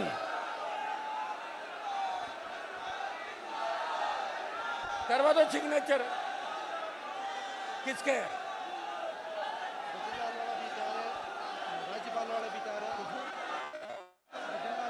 कौन सर? शर्मा सीएम का ये रहा, सीएम साहब। कौन है ये हरिभाऊ भांगड़े राज्यपाल का, तो ये नरेंद्र मोदी और ये राष्ट्रपति। सिग्नेचर किसका करवाना है? सिग्नेचर पीछे होगा सर, सेकंड पेज। ये पहले करना चाहिए। आप एक कर दो, हो गया।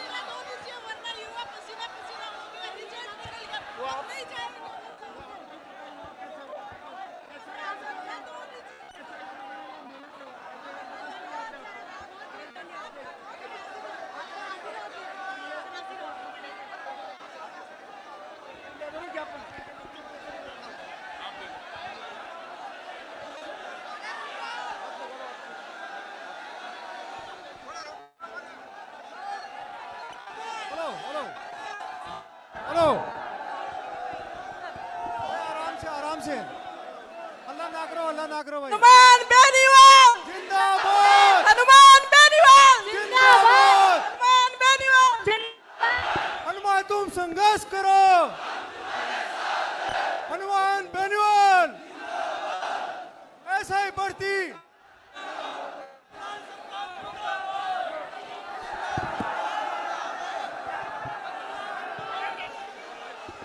अब सब लोग 1 मिनट रुको, अभी थोड़ा सा वो गाना चलवा देंगे, ठीक है। 2 मिनट थोड़ा गाना चलवा दे, गाना है ना, थोड़ा गाना वाला चलवा दे, पीछे होकर, पीछे होकर ये निकल जाए एक बार कमरे से।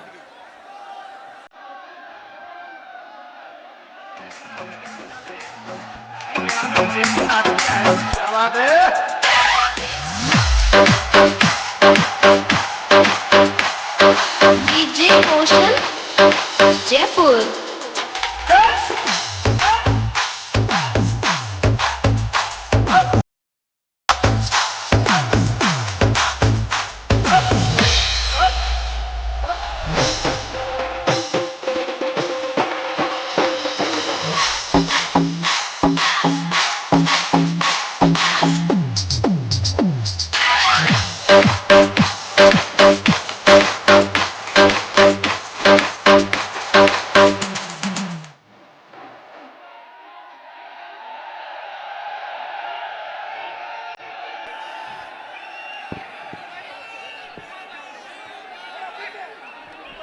हेलो।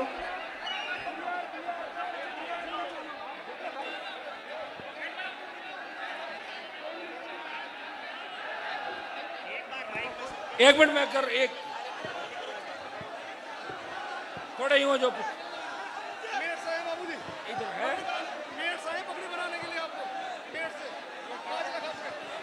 लेट हो गया। अरे एक पर्स गिरा किसी का, सुनो, एक पर्स गिरा किसी का, पर्स वो ले लेना मंच पे। लो,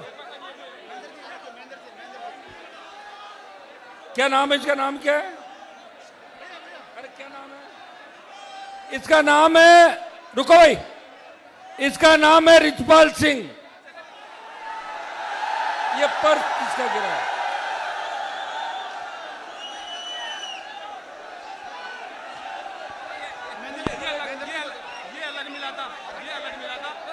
ये पीछे अलग मिला था, ये अलग है। ये अलग है, ये कार्ड अलग है, पर्स अलग है, 2 लोगों के हैं। पीछे करो नहीं यार, कैसे घुस गए बताओ? क्या है ये? इतना टाइम नहीं मेरे पास। ऐसे रखो ना, तो बांध के रखो, सब बांध के रखो। इतना टाइम थोड़ा यूं बनाएगा, कोई बात करें। 1 घंटा लगेगा ये बांधते हुए। सापा दूसरा दे दो ना, इनको ही बंधा देंगे। अरे सापा दे दे, इधर दे, ला इधर।